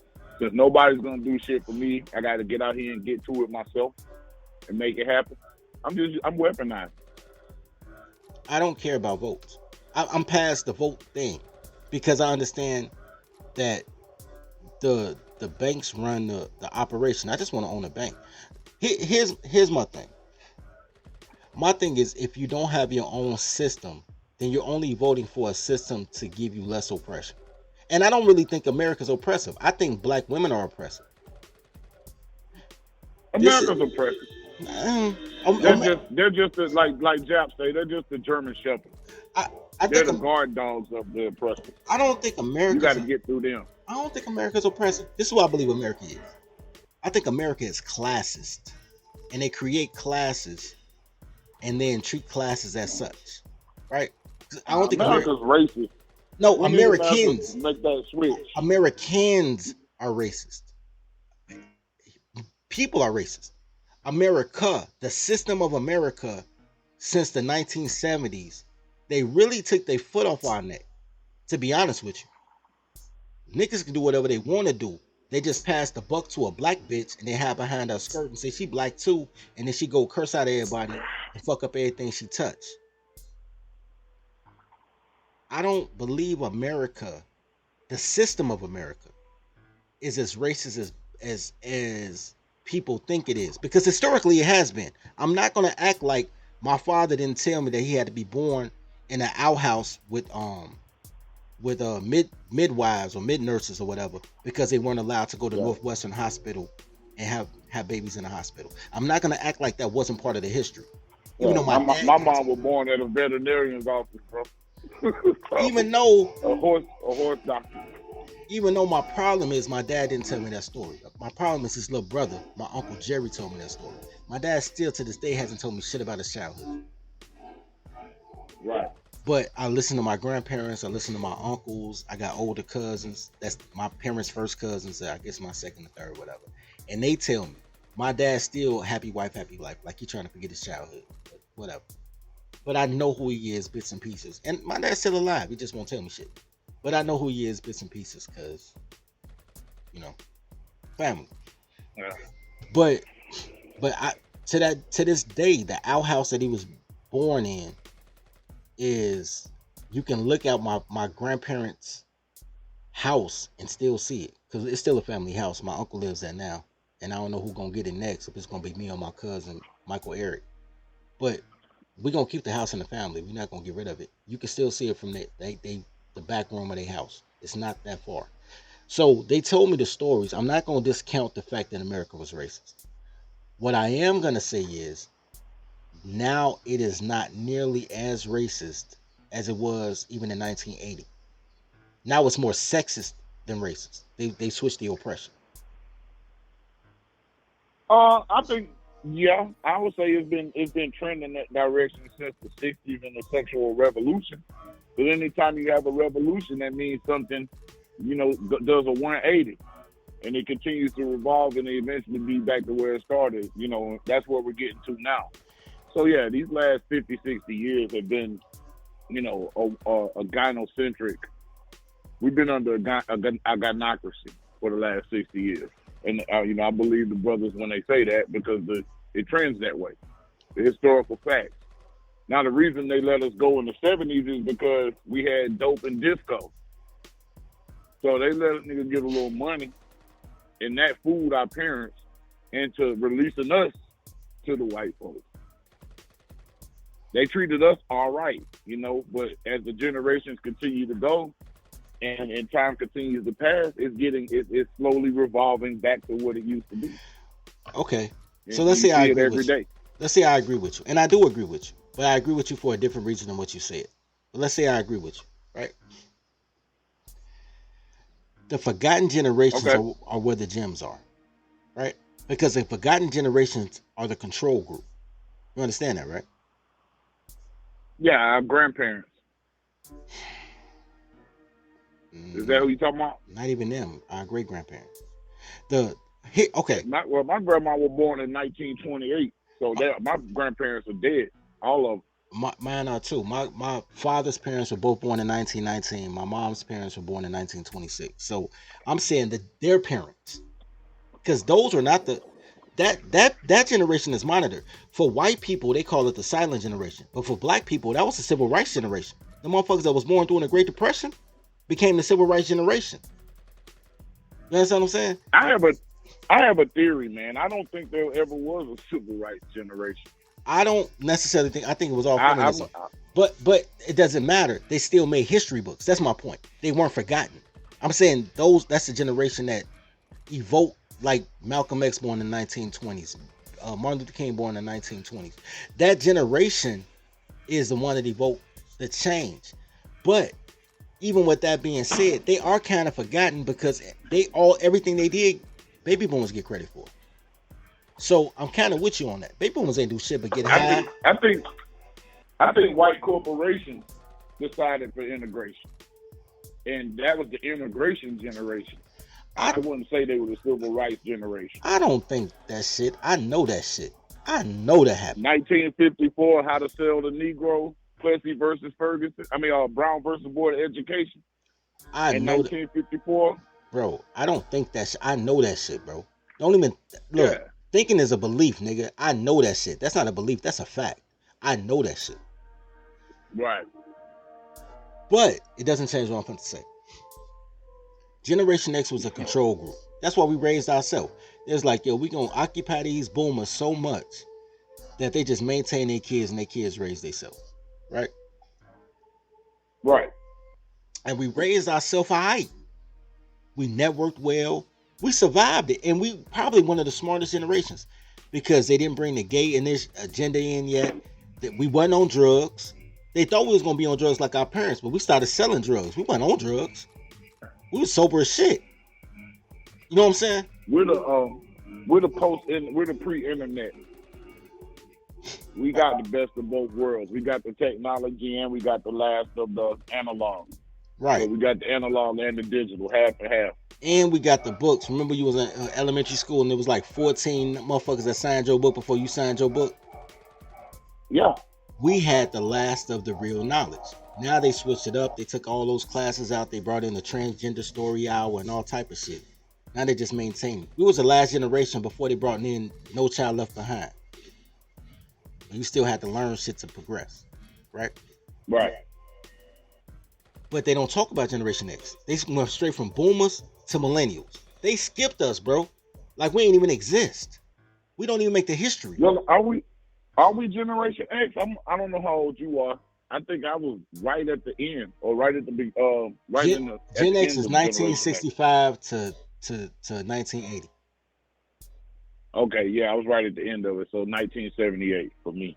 Yeah, right before millennials. Like millennials ain't shit. Like we kind of grew up with millennials, but we technically Gen. But even millennials was raised by baby boomers. Like Gen X wasn't old enough to have millennial kids. Not in the beginning, not in 1980. So even the millennials was like the kids of boomers. You know what I'm saying? Like, well, you got the Zennials. You got the Zennial group, like my brother in the 33, 34 age group. That's not quite millennial. They were born in the 80s. But they don't know shit. They don't know shit. And they can X'd out. They even getting called millennials. But what I'm saying is, when they keep because they still acting like millennials. Yeah. That's the perpetual adolescent group. For the most part, not all of them. I know my brother World Class, like 36. He would fall in that group. So all of them weren't, have an immature mindset. But a lot of them in that middle group are very immature. I give you that. But so were the boomers. The boomers is perpetual children. And that's what I'm saying. The generations they don't talk about is the control group. Like, no matter how much they talk about Reconstruction, here's what they do. Here's what they do to black men that I think is horrible, but they do it all the time. When black men do something awesome, they mention the thing. When black women do something, they mention the woman. You understand what I'm saying? Yeah. O.W. Gurley buys 40 acres of land and funds other black men to start their own businesses. They call it Little Africa, and then they rebrand it to Black Wall Street, right? They named the thing. They never. O.W. Gurley never He should be a name on every tawny and swarthy man's lips, but he's not. Everybody know Black Wall Street. Nobody knows O.W. Gurley.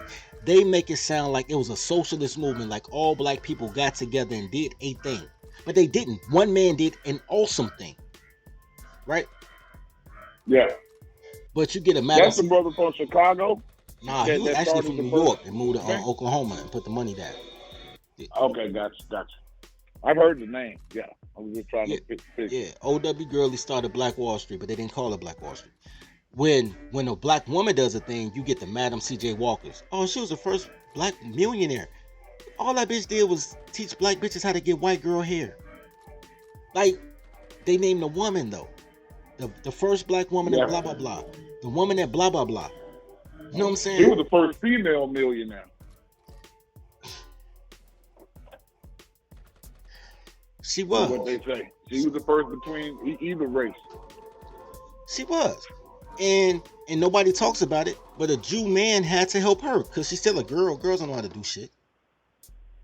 A Jew man helped her. And then she turned around and got married to 3 black men and divorced all 3 because she really wanted a white man, but it wasn't socially acceptable in the 19 teens. Yeah. Because these bitches been hating. But okay. This bitch has been hating.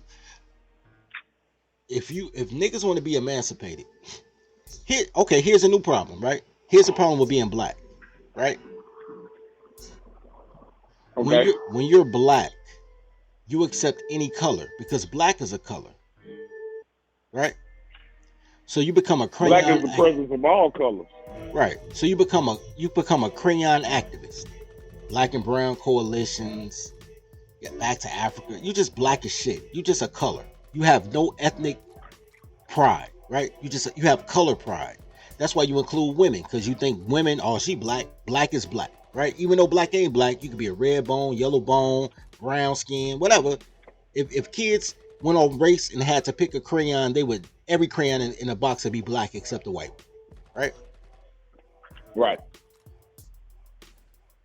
But here's the flip side. That's the reason all these goddamn Jamaicans, I don't know what the fuck went on last week, but all these goddamn Jamaicans talking about they invented hip hop. And I'm like, how? Hip hop was invented in New York.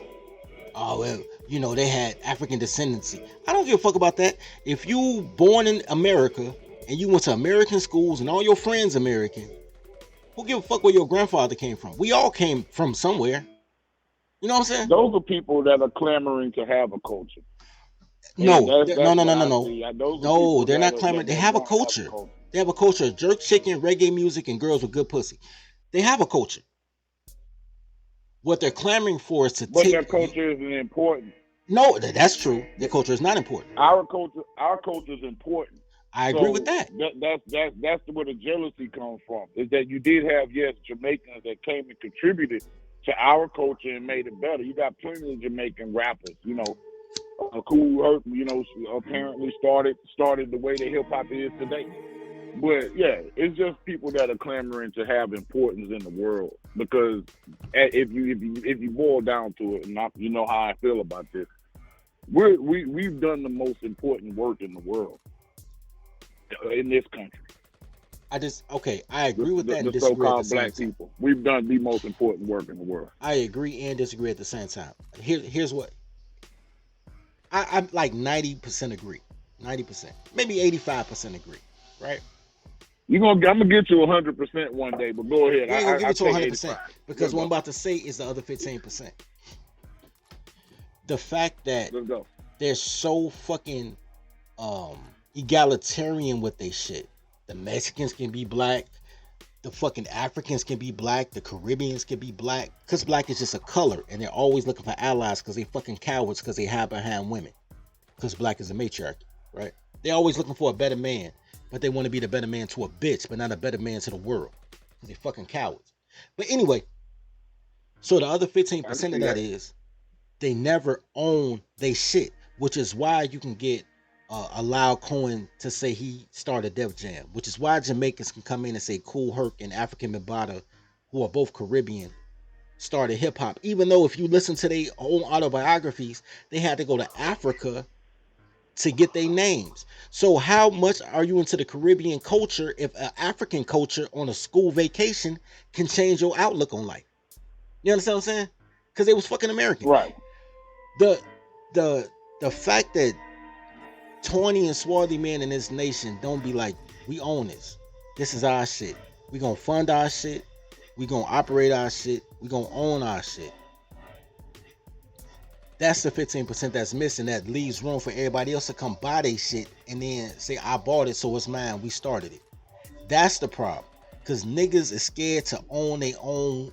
They want somebody else to do it. They want to create it and then let Jews polish it, repackage it, sell it back to them, and then be like, they're culture vultures. Nah, nigga, you gave this shit away. You had it first. And we back. What up?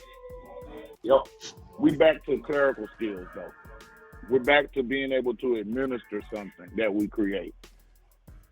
So we create the systems, but at the end of the day, it's very few.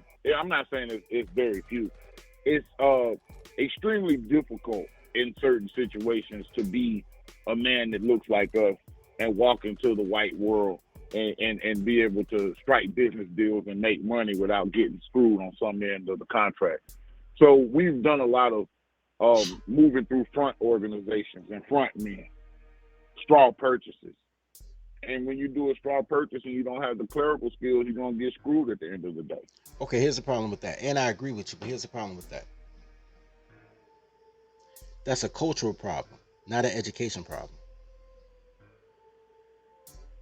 This is it's a cultural problem. It's when you go home and tell your folks what you plan on doing, and you start getting that.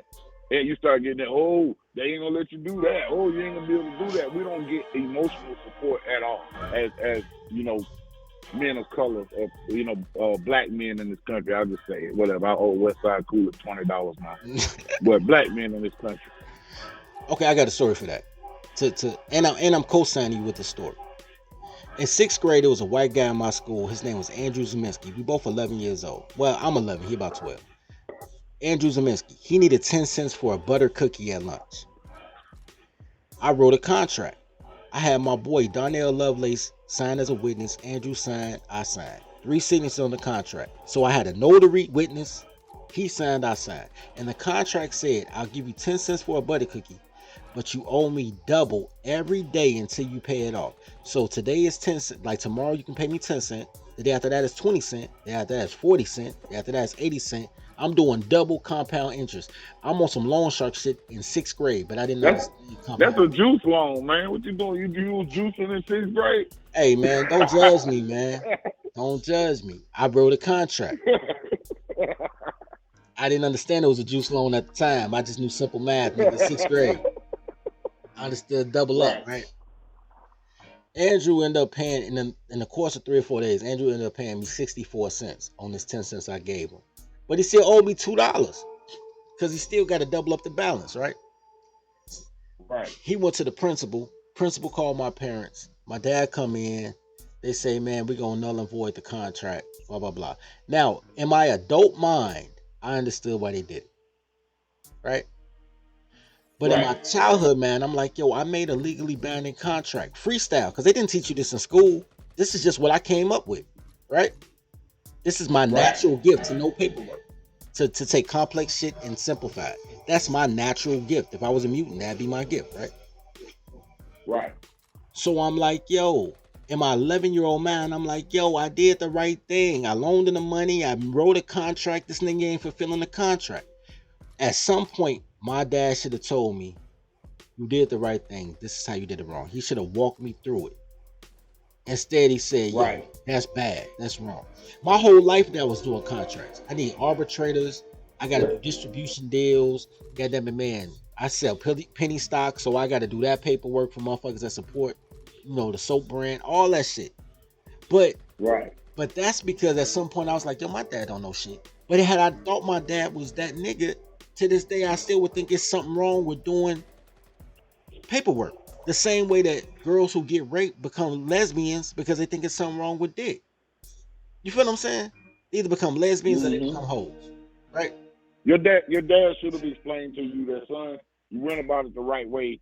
but your terms violated state usury law. Right. Is You could have told me that, and I'd have rolled with it. Like, right, and then I would have studied those state laws so I could do it right better the next time. Right. You know what I'm saying? Hey, that's like 100% a day interest.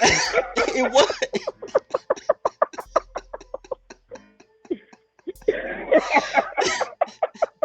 Let me be great, bro. It was. My bad, man. Damn. That's all right there. I like that story, though. But it is what it is. So not only did I do contract law, but I also was like, yo, I'm going to beat you up if you don't give me more money. So I was a loan shark, but I was also... You was a loan shark. Right, but it was paperwork, though. So it wasn't loan sharking. It was a contract. It was collection. Yeah, you could have told me what I did wrong. I did 3 different things. I did contract law, I did collections, and I did loan sharking all at the same time. But nobody told me shit. Like, y'all could have brought me to the side and said, this was good, this part wasn't. Right? Hey, I'm gonna be honest. You would have been better off in that situation. And this is no shot at the school people and your parents. You would have been better off getting arrested in that situation and having the authorities tell you what you did wrong, so you could not do that again. If that makes sense. I'm glad I ain't go to jail, but it would have made sense. But I didn't want you to go to jail. But what I'm my saying dad is should to have told actually me. be taught. No, my dad should have told me. And I stand on that. There's something wrong about. Did he know? Shit, the way he taught constitutional law, he should have known. My dad just said something like maybe a month or 2 ago that stuck with me. He said there's no such thing as American rights. There's only American laws. And you work within a law. A law cannot give you a right. And I was like, you're right. That's deep. So he know constitutional law. He should have told me at 11 years old, like, yo, nigga, you fucking up, nigga, you extorting niggas. Because even the so-called Bill of Rights, you can only do certain things within the law to exercise those. So he's correct.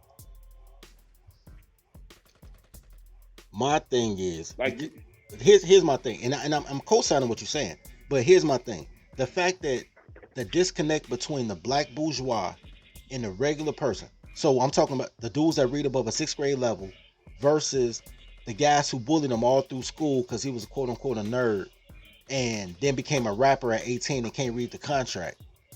That space is the reason that everybody get over on niggas. You understand what I'm saying? Yeah, I'm with you. I'm with you. The gift and the curse is this. Had my dad been a stronger man instead of happy wife, happy life, I would have been like one of them dudes that graduated from high school at 12 years old. I'd be somewhere outside of Boston with a white wife and I'd be an accountant. Because that's what life was set up for me to do. They separate the smart kids from the dumb kids. They put the smart kids in gifted classes and bus you to schools and all type of shit. Hey, if you want the white wife, though, you probably better off in Birmingham than Boston.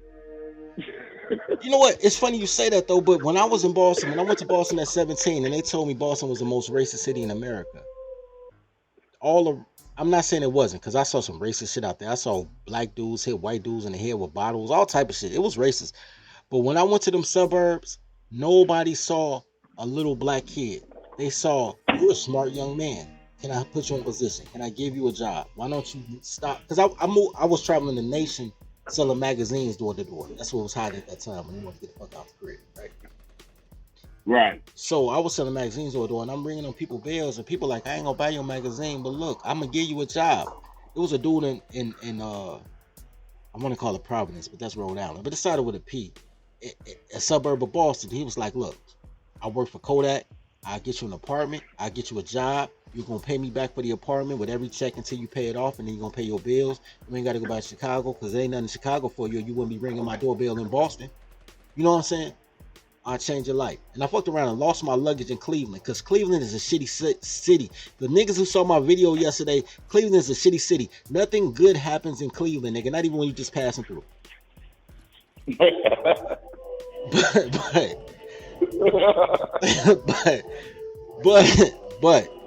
But with that being said, though, when you are a man, when people see you as a man, they treat you as such. They don't.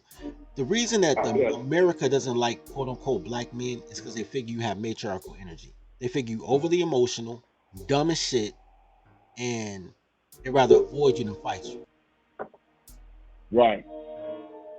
When And you- you know, I'm gonna say this, man, and I normally don't disclose what I personally got going on, but I do business with the white folks who want to put me on, some old white men. all the time. So, you know, that's who has my business doubling up every month. So I understand. I talk my shit, but I do understand business. And hey, it is what it is when it comes to that. Bro, when we started No Show Organic, I bought the wrong size deodorant bars. So I thought I got a good deal, like 60 cents a piece, but they was like lipstick case sizes. They was real little. So I was telling people, I was like, yo, they're $1 a piece. I give you 10 for $6. Because I was just trying to get rid of them so I could buy the right size shit I needed, right? Right. A white girl bought some. And then I don't know what the fuck happened. Something racial, because it's always something racial to get the colors to be mad at white people, right? So she inboxes me and she says, I'm about to get off Facebook for a minute. She said, but I like your deodorant and I'm a buyer for Trader Joe's. She's like, man, here's my email. Here's my company email. This is where you file at. This is my phone number. If you got any questions, I want to see you be all right because I like your ambition. And off of that, she put me into the network, the Matrix, to be in every store in America. And then black men, I don't know if y'all got Reggio's Pizza down there. But Reggio's Pizza, I always thought it was like some Italians because it's Reggio. Apparently it's owned by a nigga named Reggie, and he threw an O on the end of his name, right? Yeah, I've never heard of an Italian named Reggie, but go ahead. Hey man, I thought the nigga was it's called Reggio's Pizza. I thought it was Reggio was Italian. This nigga's a nigga named Reggie, and he just threw an O on the back. Anyway, but Reggio's is big in Chicago, right? It's a Chicago-owned company. I go, because once again, I'm a secret boule. So I go to a Black Wall Street award show, and I meet Ed Gardner, which is the person who owned Luster. So that soft fro, like all the perms and all that shit. The pink lotion. Yeah, him. Yeah. I got some in the bathroom now. 82 years old, white wife, been married for 50 years. Right? Okay. And he's telling me how he started his business. Door to door, trying to sell his shit, making it in the bathtub at the crib. Met that white girl. That white girl became his admin, and they created a company, and now you got some in your bathroom right now. Right? Right. Had some for the last 40-something years. Right. That's like a staple in the household.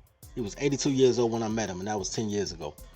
And all he wanted to do is help black men get into construction. And all black women wanted to do was cancel him because he had a white wife. Yeah, we can't worry about that.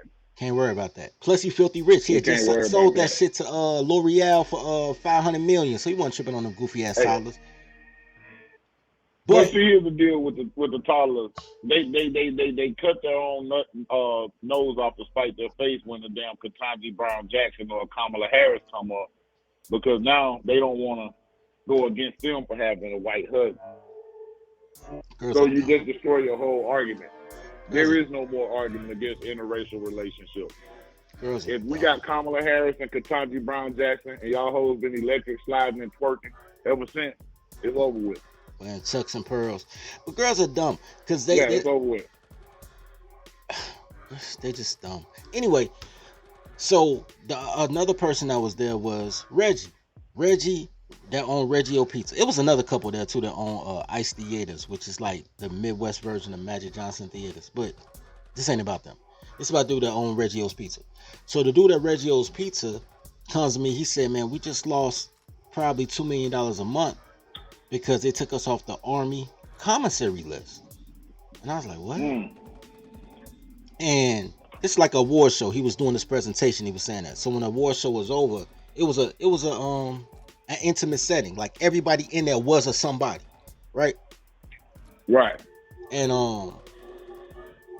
I was humbled to be there at that time, but 10 years later, I'm looking back like everybody knew I was a somebody. Or I wouldn't have been there because of the invite only thing, right?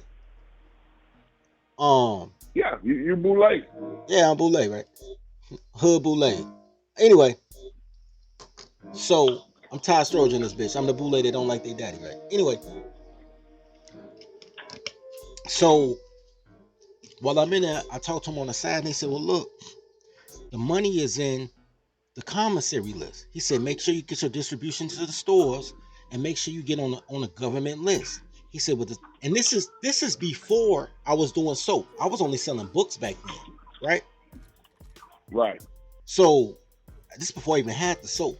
So when I had the soap, what they said even hit even harder. They said, man, once you get on the government list, and I'm translating to soap now, but we weren't talking that then. It was just giving a young man advice. It was like, yo, once you get on the government list, you can put your products in every single government agency in America.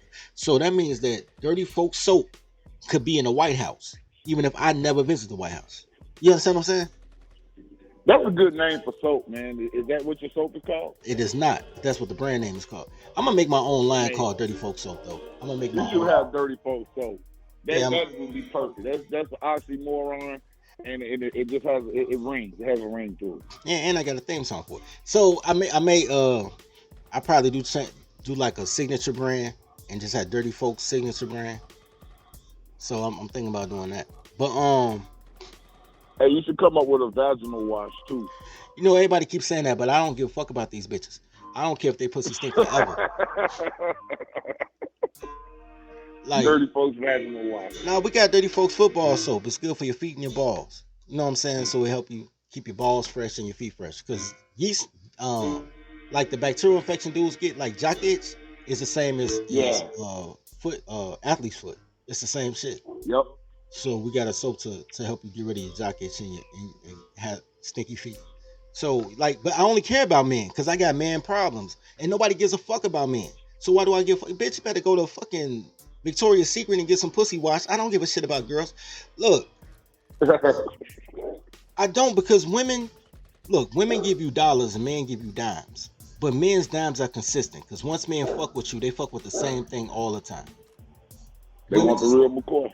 Women just want new shiny thing. And black men are always chasing. Black women are the biggest consumers. I don't give a fuck that 1 penny out the dollar they got.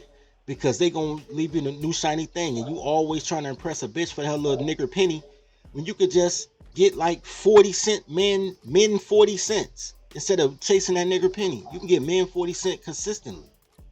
So that's right. Why I'm at with it, bro. I don't give a fuck about girls. I just want to be specialize everything for men. All my projects now for men. Go ahead. That's a good philosophy. I mean, I'd rather sell volume all day than have a high price. Yeah. Yeah, give me volume any day. All right. So we own our manufacturing, and I get to be the wholesaler and sell it to all the stores, and I thank those black men and those white women who helped me get there, because black women don't tell you shit. Because they consume. Can't really tell you shit. They can't really tell you shit but what the white man wants relays. Yeah, because girls don't know shit. They just do shit. If you're listening to it from them, guarantee you there's a white man on the other end giving the orders. XL Pro be on it. Yeah, XL Pro, man. That's my homeboy, man. Shout out to XL Pro. Shout out to XL Pro. That's the homie. It is. Yeah, man. But I ain't gonna hold you all night, man. I can talk to you all night about this. Man, we're gonna make it. Hold on 1 second, Big Mike. What up, what up, Wayne? What's poppin'? No shit. Where you at? What's on your blog? What's going on? All right, well, slide down. I'm doing a podcast. Slide to the door. It's open. Okay, I'll be there. That's my tequila supplier. Whenever you have problems at home. What kind of tequila you drink? Jose Traditional. Okay. No, we ghetto bougie, bro. Tequilas out, man. I get confused when I go out, man. Man, we ghetto bougie, bro. I don't know what's cheap. I don't know what's good. I'm out of the loop. We do Jose Traditional Silver. So it's Jose Cuervo, but then they got a up brand that's called Traditional. That's like $23. So I stay drunk, but I never pay. Because here's the thing. Some got to give. If you're going to be my friend, you got to pay for my friendship if you're not going to bring nothing to the table. Like, he brings nothing to the table. So he pays me, he give me money and give me a drink to my friend. But I be allowing it though. Hey, man, real. It's back to the man's 40 cents. I drink Cabo Wabo, and I don't vary. I don't vary from that at the house. Like when it's tequila. I'm really a rum drinker though. I want to get into whiskey, but these niggas won't buy me whiskey, and I don't want to buy my own drink. So I gotta wait for it. I can't do whiskey in the hot months. Fall, late fall, and winter. I could sample some whiskey.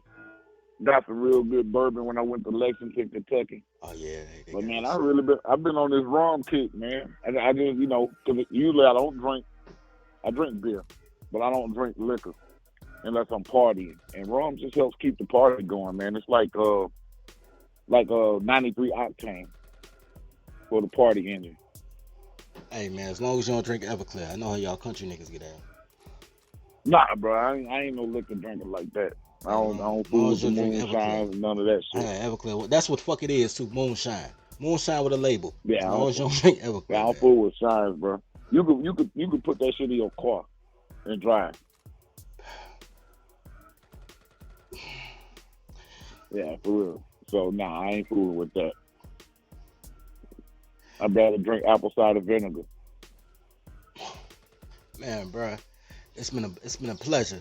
I'm gonna let you go, man. Pleasure talking to you. I'm gonna do a shout out, man. Go ahead and do your live, man. I'm gonna pop in, bro. Do your shit. I'm gonna pop in. Nah, man, I'm going on Tuesday, man. We had a real busy weekend, man. Business was good this weekend, and honestly, I'm just tired as hell.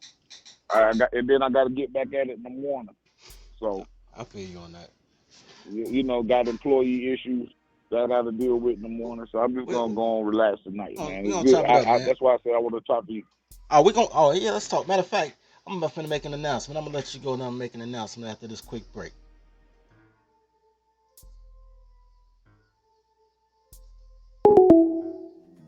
Toddler tales are crazy stories that can only happen to me. Each tale is endorsed by Toddlerology, the Marry Your Secretary courses. In a world where toddlers are only loyal to her employer, learn the skills needed to train your toddler to work at your relationship like she works at her job. There's courses for every level of your relationship status, including polygamy. Need support? Join scheduled study groups with other Toddlerology members. Click the link below. And now, back to today's story. Alright guys, so here's the last announcement. Oh, wait a minute. Bam, baby. I be having dicks ring. Shout out to Good Bread, talking about fire your history teacher. Alright, so check this out, man. I'm waiting to get to 1,000 views. 1,000 subs. Y'all niggas need to sub. I want to do my subs different than everybody else does they subs. I want guys to invest in themselves. So y'all need to get me to 1,000 subs so we can do a membership tag. Because what we want to do with the membership tag is... That's your cup from yesterday. What's that? What we want to do with the membership tag is take a portion of that on your behalf and put it into a tribal trust. We got so many moves that we can make with tribal trust. I'm gonna do our own buy and sell standalone edition about trust. But there's so many things you could do with $100,000. What people do when they want to be the black bourgeois, how money keep money, is, thank you, sir, is they okay, let's say a Boost Mobile store. Like y'all live in the hood, everybody got a Cricket or a Boost Mobile or Metro Mobile store, right? Those stores, the application fee for them only $1,500. The way that they keep the average color out that move is they require that you have anywhere between $50,000 to $100,000 in trust, in addition to the $1,500 to open up the store, right? So once you have the trust money, you only have to touch the trust money, you just got to show it, and then you'll be able to do all type of other type of shit because you gotta trust the back, right? So that's the buy-in. That's the buy-in for contractors. That's why niggas be subcontractors, because they broke, because don't nobody want to ante up to put they money in holding in order to be able to bid on the big contracts. That they be subcontractors and shit, eating off the plate of a Polish motherfucker, because they just want to have nothing. Niggas don't want shit. They just want somebody else to do all the heavy lifting and then come in. And I'm gonna let them do that, because y'all want to be slaves. I want to be a slave owner. It's gonna work out. But here's the thing. Even niggas that don't tribe with us physically, they could tribe with us economically, and we're gonna take a portion and we're gonna put it in the trust so niggas could eat on all the fantastic opportunities out here. You know what I'm saying? So much bread. I'm gonna bring slavery back. It's gonna be hot. It's gonna be hot. But on that note, I've been on this motherfucker 3 hours. Man, just slid through with the tequila and lime. About to drink some tequila margaritas. So, and y'all niggas don't love me. Look at this shit. Wait. I was about to talk bad about y'all too. Wait a minute. Y'all niggas don't love me enough though. But look. Alright, so let me do a couple shout outs real quick. I want to give a shout out to Brother Truth Be Told for the Cash App. $10 Cash App. I want to give a shout out to KDH for the $2 Cash App for the daycare fees. Shout out to you, bro. But yeah, the rest of y'all is bums. Y'all ain't shit. Anyway, if I ain't name your name, you ain't shit. Except for Loke, because Loke did all the tracks, including the background track right now. Loke is showing me so much love in the studio. Nigga just believe in me so much. And I appreciate you, bro. I believe in you too. We gonna make it. Anyway, Loke gonna do all the soundtracks. We got a video game coming out. Loke gonna do all the music for the video game, man. I'm gonna put Loke in position. That's my nigga. He been rapping with me for 10 years, bro. 10 years. That nigga sent me some beats. I was like, I can't rap to this shit. I was like, this is soundtrack beats. Like, this is like the action in a movie type of beat. He was like, well, use it whatever you want to use it for. And we came up with No Show Organic, and I was like, yo, we need a song. He popped up. He did the Dirty Folks Nosha Soap joint. Matter of fact, I'm gonna give him a shout out right now. This is the song y'all hearing in the background. That's Loke. The music that y'all hear. Hold on, I'm gonna put the Dirty Folks shit out, because Loke did this. Me and Loke did this in the stool, and we knocked this shit out in like an hour, bro. Shout out to Loke. Hold on, let me pull it for y'all. Hold on. Toddler tales are crazy stories that can only happen to me.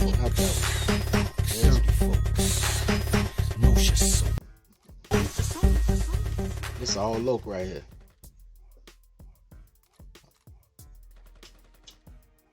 I don't know why I won't play again though.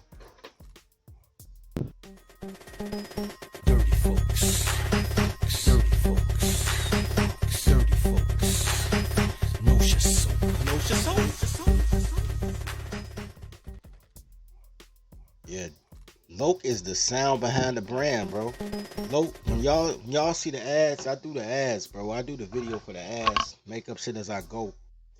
But Loke is the voice, man. Loke is the sound. So shout out to Loke, even though Loke ain't send me no money. But Loke be giving me free studio time because he believe in it. He believe in it, bro. We about to drop this whole Black Pill album. He doing the engineering. We gonna split the Spotify bread. Shout out to Loke, bro. Even though he don't send me no money. But he ain't got to send me no money. He be giving me life. And shout out to who I named today. Who not on my shit list today? Hold on. Let me see who not on my shit list today.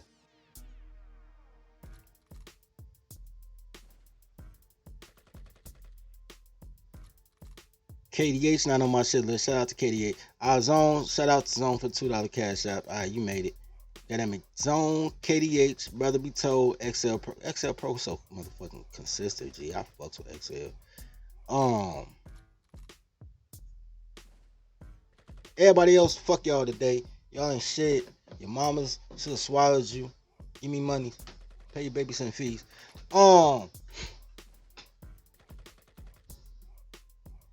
Hey, hold on. So I'm about to be out, but Good Bread said the trilogy does it again. Shout out to Tola, even though he ain't send me no money. Fuck yeah, you can Zell me, nigga. You think you can when you can, nigga?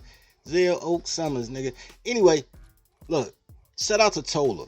Tola, he said that Mr. Palmer, Mr. Goodbread, and Dirty Folks is the trilogy of shit that you gotta watch on a daily basis.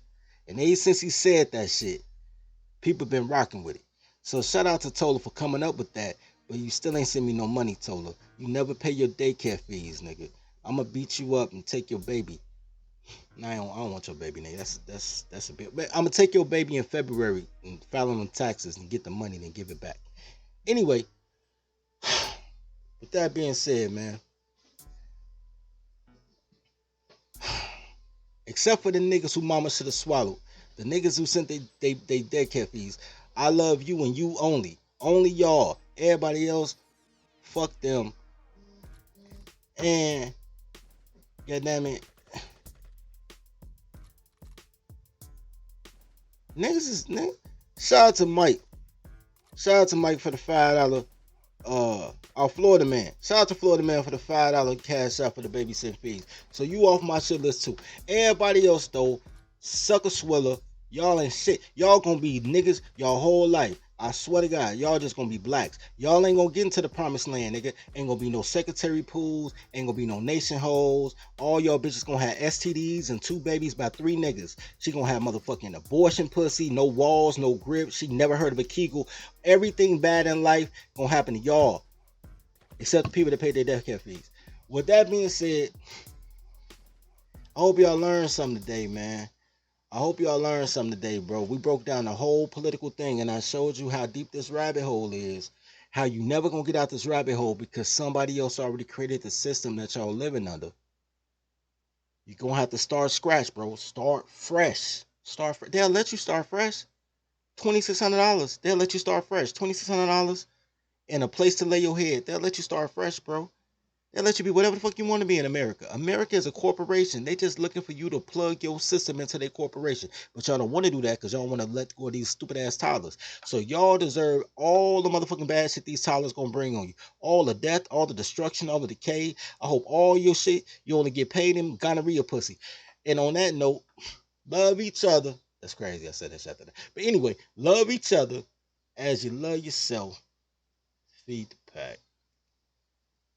To the daycare. Welcome to the daycare. Welcome to the daycare. Welcome to the daycare. Stay away from cities with dyke mayors. They spray the pipes major. Don't play with your life, player. Or shake the dice, player. But if you got a quota, then stay away from tolerance. These bitches are fight promoters. Welcome to the daycare. Welcome to the daycare. Welcome to the daycare. Welcome to the daycare. Train your toddler. Please train your toddler. Whippings, timeouts, take her allowance. Cause I swear she will destroy your life if you allow it. Fucking, I'm tired of rapping. Yo, low, bring in the choir.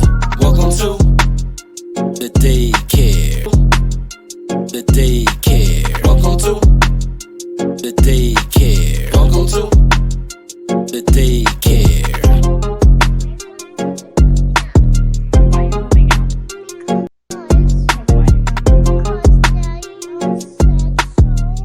Why did Daddy say so? Because we would every night, I wanted some boyfriends, so I'm moving out.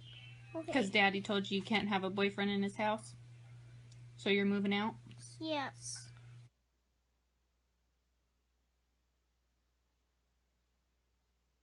Welcome to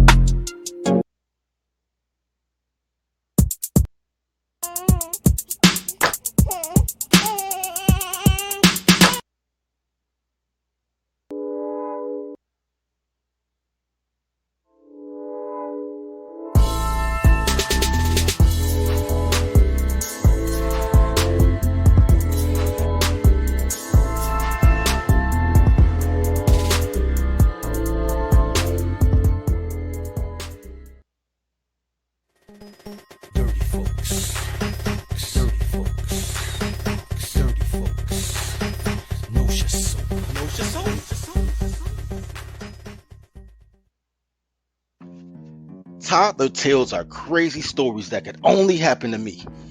Each tale is endorsed by Toddlerology and the Marry Your Secretary courses.